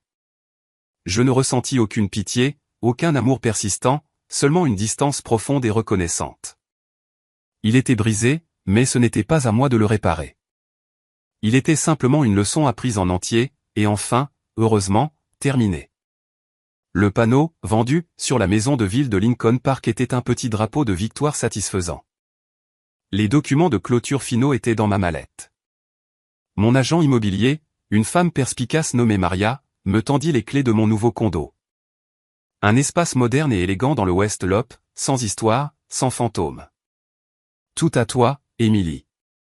Page blanche. Page blanche, acquiesçai-je. Les mots avaient un goût de vérité. De retour dans mon appartement temporaire, les cartons étaient à moitié faits. Mon ordinateur portable était ouvert sur un document de plan d'affaires intitulé « Initiative de partenariat équitable ». Les commentaires de Chloé apparaissaient dans les modifications suivies, trop vagues. Appelle-le par son nom. Le projet contrat de mariage fait peur aux bonnes personnes, et donne du pouvoir aux bonnes personnes. Je souris et fis le changement. Mon téléphone vibra. C'était Marc, le collègue qui m'avait d'abord envoyé les textos accablants sur Daniel. Marc, j'ai vu le panneau vendu. J'ai entendu dire que tu lançais quelque chose de nouveau. Gibson et Finch vient de mettre Daniel en congé administratif. Officiellement pour raisons personnelles. Officieusement, les associés pensent qu'il est un passif et une blague. Les textos de vantardise ont circulé après que ton histoire ait été publiée dans Cranes. Je répondis, merci pour l'info. Le nouveau projet s'appelle le projet contrat de mariage, un fonds de ressources juridiques. Peut-être que tu connais des gens dans la finance qui voudraient conseiller. On a besoin de membres du conseil qui ont vu le côté sombre de l'argent familial. Sa réponse fut immédiate, j'en connais quelques-uns. Ils appelleront ça de la gestion des risques de réputation. J'appellerai ça du karma. Compte sur moi. La sonnette retentit. Je n'attendais personne. À travers le Judas, je vis une jeune femme, début de la vingtaine, l'air anxieux. J'ouvris la porte d'un entrebâillement. Émilie Lawson, demanda-t-elle en se tordant les mains. Oui. Je m'appelle Cara. J'étais censée être la nouvelle assistante de Jessica Wright au Family Office. Le poste a été annulé la semaine dernière. Elle a dit que le poste était supprimé en raison d'une restructuration. Elle prit une profonde inspiration. J'ai entendu parler de vous par une amie d'une amie. Elle a dit que vous compreniez les Wright. Je reculai, la laissant entrer. Que s'est-il passé, Cara? Elle s'assit sur un carton de déménagement, son histoire déferlant. Le travail était un rêve. Bon salaire, avantages. Puis, la veille de mon premier jour, Jessica a appelé. Elle a dit qu'il y avait eu un changement. Le travail comportait maintenant une composante de service familial. Je serais censé faire des courses personnelles pour elle, sa mère, parfois même Daniel récupérer le pressing, organiser des fêtes, gérer leur calendrier personnel. C'était beaucoup, mais j'avais besoin du travail. J'ai accepté.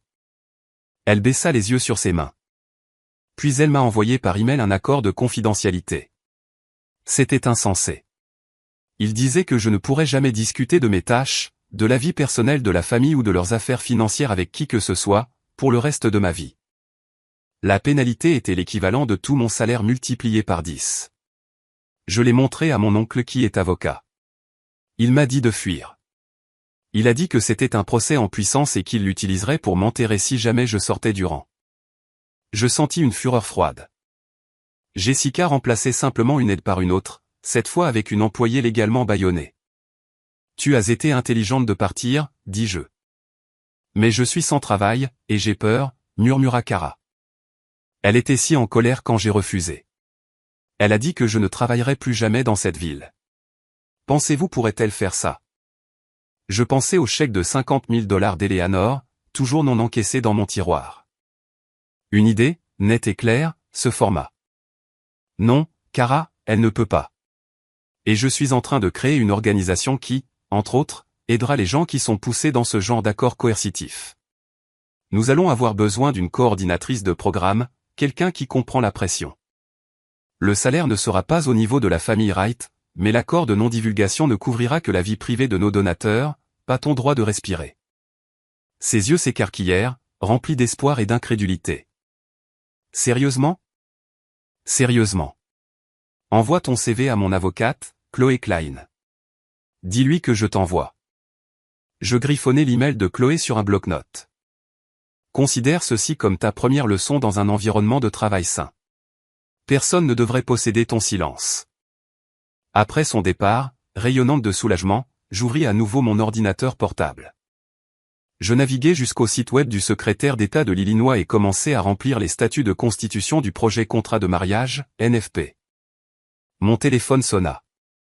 Chloé. Et, je viens de recevoir un email intéressant d'une certaine Kara Jennings. Tu travailles vite. J'aime ça. Plus important encore, je viens de raccrocher avec la journaliste du Tribune qui a fait le premier article. Elle veut un suivi. Pas sur le scandale, mais sur ce qui vient après. Sur ton nouveau projet. Elle l'appelle et de la crise personnelle à l'objectif public. Je me penchai en arrière dans mon fauteuil, regardant la ligne d'horizon de Chicago. Le passé était un livre clos. L'avenir était une page blanche, et je tenais enfin le stylo. Organise l'interview, dis-je. Le titre du Tribune disait « Des fiançailles rompues financent un nouveau départ ». Une architecte lance un fonds juridique pour les victimes d'abus financiers. Mon téléphone n'arrêtait pas de vibrer ce matin-là avec des messages, certains d'anciens collègues offrant leur soutien, quelques-uns de parents éloignés dont je n'avais pas eu de nouvelles depuis des années, et 3 offres de donateurs potentiels pour le projet contrat de mariage. Chloé appela en milieu de matinée. L'article est parfait. Il te présente comme une survivante, pas une victime. Une résolveuse de problèmes. On a déjà eu 2 demandes sérieuses des médias pour que tu parles à des conférences sur le leadership féminin. C'est rapide, dis-je, regardant autour de mon appartement presque vide. Les cartons de déménagement pour le nouveau condo étaient empilés près de la porte. C'est la bonne histoire au bon moment, répondit-elle. Maintenant, l'appel plus difficile. L'avocat de Daniel, Henderson. Il demande une dernière réunion.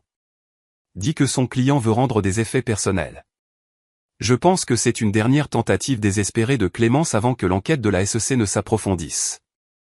Tu veux que je m'en occupe? Je pensais à la silhouette brisée et trempée de Daniel dans mon bureau. Non.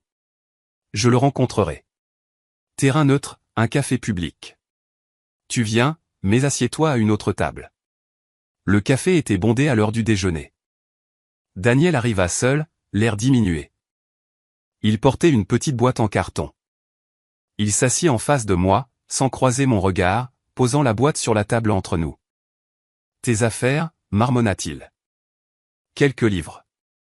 Cette écharpe que tu as laissée chez mes parents à Noël dernier. Merci, dis-je, ma voix neutre. Je ne touchai pas la boîte. Il leva enfin les yeux, son regard hanté. L'article du Tribune. Je l'ai lu. J'attendis. Tu m'as fait passer pour un monstre. J'ai cité des faits et des documents juridiques, Daniel. C'est toi qui as fourni le récit. Il tressaillit. Il me force à partir de Gibson et Finch. Séparation à l'amiable. L'ami de mon père n'a pas pu me sauver. Les associés ont dit que mon manque de jugement posait un risque de réputation. Un rire amer lui échappa. Toute ma vie, on m'a dit de protéger la réputation de la famille.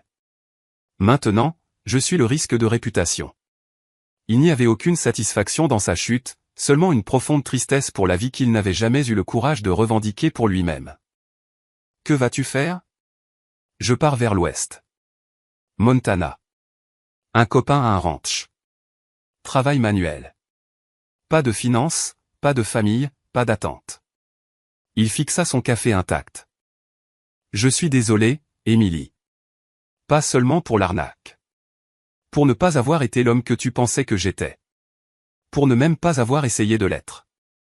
C'était la première chose vraie et sans phare qu'il m'ait jamais dite. Pas d'excuses, pas de reproches à sa famille, juste un constat d'échec. J'accepte tes excuses, dis-je doucement. Et je le pensais.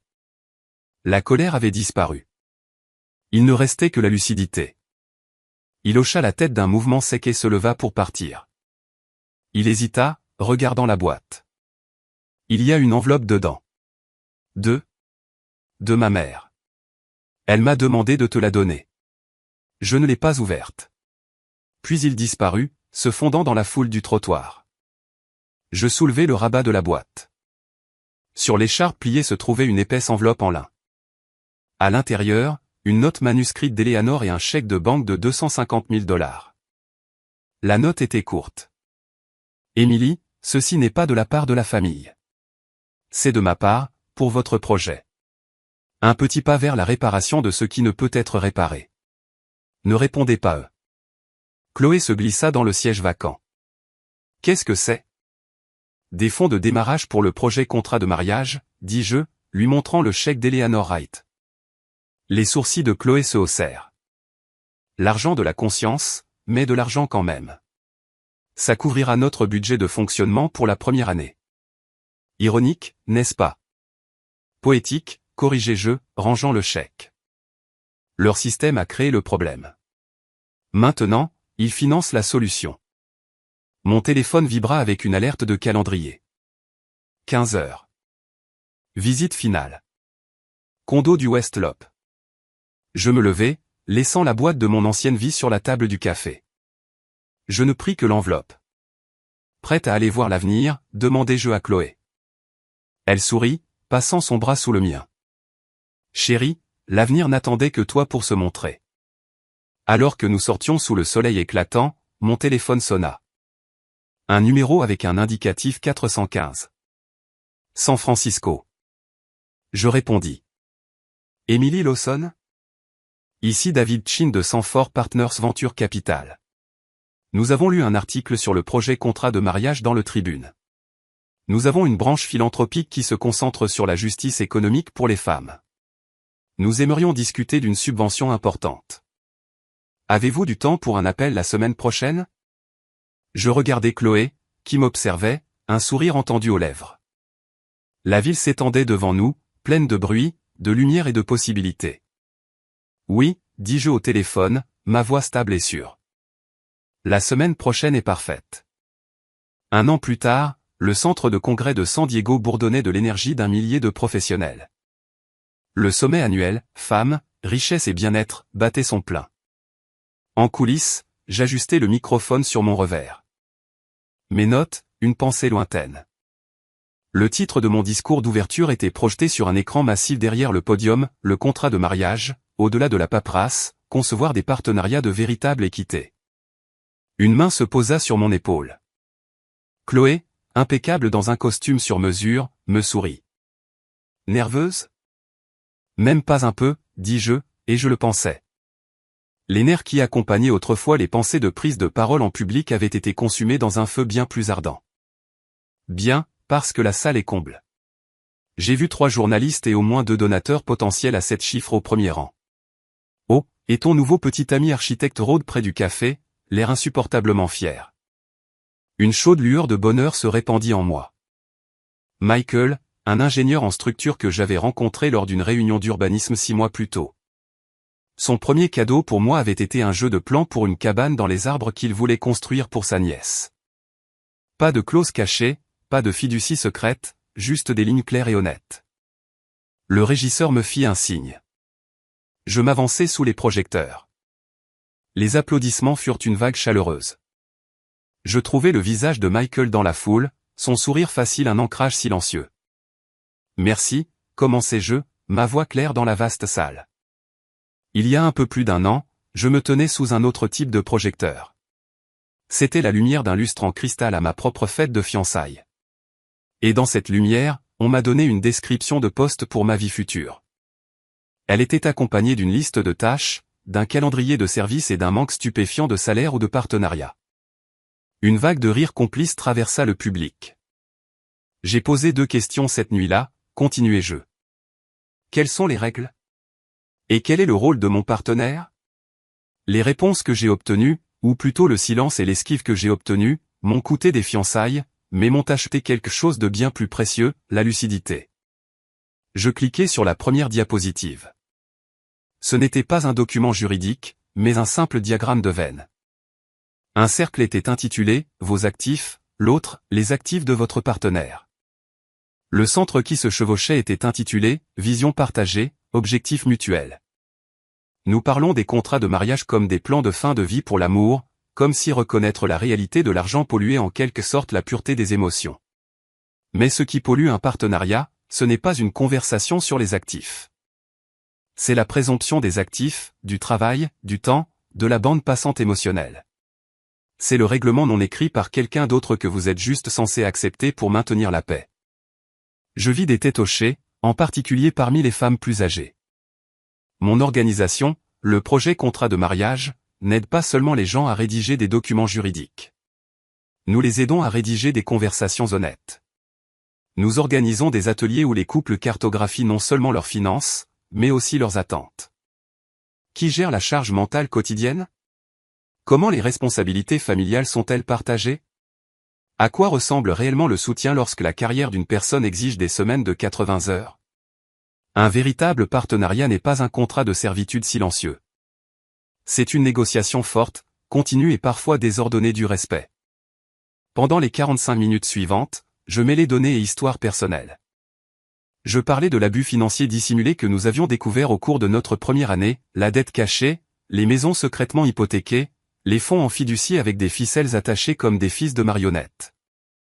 Je parlais de Cara, maintenant notre brillante directrice de la sensibilisation, qui nous avait aidé à élaborer des ressources spécifiquement pour les employés poussés à des accords de service personnel contraires à l'éthique. Je ne nommais pas les rights. Je n'en avais pas besoin. L'architecture du contrôle était familière à suffisamment de personnes dans la salle. La prison la plus dangereuse, dis-je, ma voix baissant, est celle dans laquelle vous ne savez pas que vous êtes. Celle décorée avec amour et tradition, où les serrures sont faites de culpabilité et la clé est étiquetée et compromis.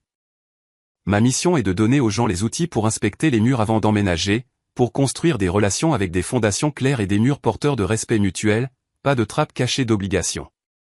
Alors que je concluais, les applaudissements furent tonitruants, une force physique. Je quittai la scène en effervescence, non pas d'adrénaline, mais de détermination. Des mains se tendirent vers moi, des cartes de visite furent pressées dans ma paume. Émilie, c'était phénoménal. Une femme dans un blazer chic m'intercepta. Je suis Lorraine de la fondation de la famille Schmitt. Nous devons parler. Votre modèle est exactement ce que notre comité de subvention recherche. Alors que je parlais avec Lorraine, je vis une silhouette familière et avachie près de la sortie de secours. Daniel. Il me regardait, son expression illisible à cette distance. Il semblait plus mince, marqué par le temps. Il croisa mon regard un bref instant, puis se tourna et poussa la porte, disparaissant dans le couloir. Il n'y avait aucune douleur, aucune colère, juste un faible écho d'une leçon apprise. Il était un fantôme d'un chapitre clos. Je tournai toute mon attention vers Lorraine. J'adorerais organiser une réunion. Laissez-moi vous mettre en contact avec ma collègue, Chloé Klein. Elle s'occupe de notre développement. Le reste de l'après-midi fut un tourbillon de contacts et de conversations. Finalement, m'échappant dans un coin tranquille avec Michael et Chloé, je laissai échapper un long soupir. Tu as tout déchiré, dit Michael en me serrant la main. Je ne savais pas que tu étais si redoutable devant une foule. Je te l'avais dit Chloé en sirotant son eau pétillante. C'est une force de la nature avec un diplôme en droit en réserve. La Fondation Schmitt. C'est énorme. C'est un début, dis-je, mais je souriais. Le travail prenait de l'ampleur, menait sa propre vie. Cela semblait juste. Plus tard, dans ma voiture de location, la Pacific Coast Highway s'étendait devant moi. J'avais une semaine avant la prochaine réunion du conseil d'administration, une semaine de route ouverte, de vue sur l'océan et de silence. Mon téléphone, maintenant heureusement libre d'alerte constante, sonna. C'était Michael. Et sa voix chaude emplit la voiture. Je voulais juste dire que tu me manques déjà et te dire que j'ai obtenu les permis pour le projet de centre communautaire. On commence les travaux le mois prochain. C'est incroyable. Félicitations. Ça l'est. Écoute, je sais que tu es dans ton aventure en solo, et je suis si fier de toi de la faire, mais quand tu reviendras, je pensais mon appartement a une vue plutôt sympa. Et tu n'es jamais dans ton condo parce que tu es toujours au bureau du projet, peut-être que tu pourrais garder une brosse à dents chez moi. Comme un essai pour la brosse à dents, je ris. Le son était facile et libre. C'était une demande simple et vulnérable. Une question, pas une exigence. Ça me plairait, dis-je. Un essai pour la brosse à dents. On pourra négocier les conditions pour les droits de pliage de serviettes plus tard. Nous parlâmes encore quelques minutes. Une conversation facile, confortable, sur tout et rien. Après avoir raccroché, je ressentis un contentement profond et apaisé. Non pas le vertige du nouvel amour, mais la chaleur constante d'une connexion qui ressemblait à un choix, pas à une chaîne. Je me garai sur une aire de repos panoramique. Le soleil commençait sa lente descente dans le vaste et scintillant Pacifique. Je sortis, le vent salé fouettant mes cheveux. Je pris sur la banquette arrière une petite boîte ignifuge et verrouillée. Je l'avais apportée avec moi de Chicago. À l'intérieur se trouvait l'affidavit signé par Daniel, sa confession, le symbole de ma plus dure leçon. Je ne l'ouvris pas. Je marchai jusqu'au bord de la falaise, le rugissement des vagues en contrebas un son puissant et purificateur. Je tins la boîte un long moment, sentant son poids. Puis, avec une finalité calme, je pris mon élan et la jetai par-dessus bord. Elle tourna, un minuscule carré sombre contre l'immense ciel orange, et fut avalée par l'océan. C'était fini, vraiment fini. De retour au volant, je tournai la clé. Le moteur ronronna. Je jetai un coup d'œil au siège passager où se trouvait un épais dossier, la proposition de subvention pour la Fondation Schmitt, des notes pour notre prochaine clinique, un croquis que Michael avait gribouillé d'une cabane dans les arbres ridicule et parfaite. Je souris, mis la voiture en marche et rejoignis l'autoroute, la route sans fin se déroulant devant moi sous le ciel grand ouvert. J'étais seul, mais je n'étais pas solitaire. J'étais libre, et je construisais une vie où ma valeur n'était pas un sujet de débat, mais une pierre angulaire. L'avenir n'était pas un ensemble de règles écrites par d'autres. C'était un littoral que je cartographiais moi-même. Mile après mile glorieux et inexploré.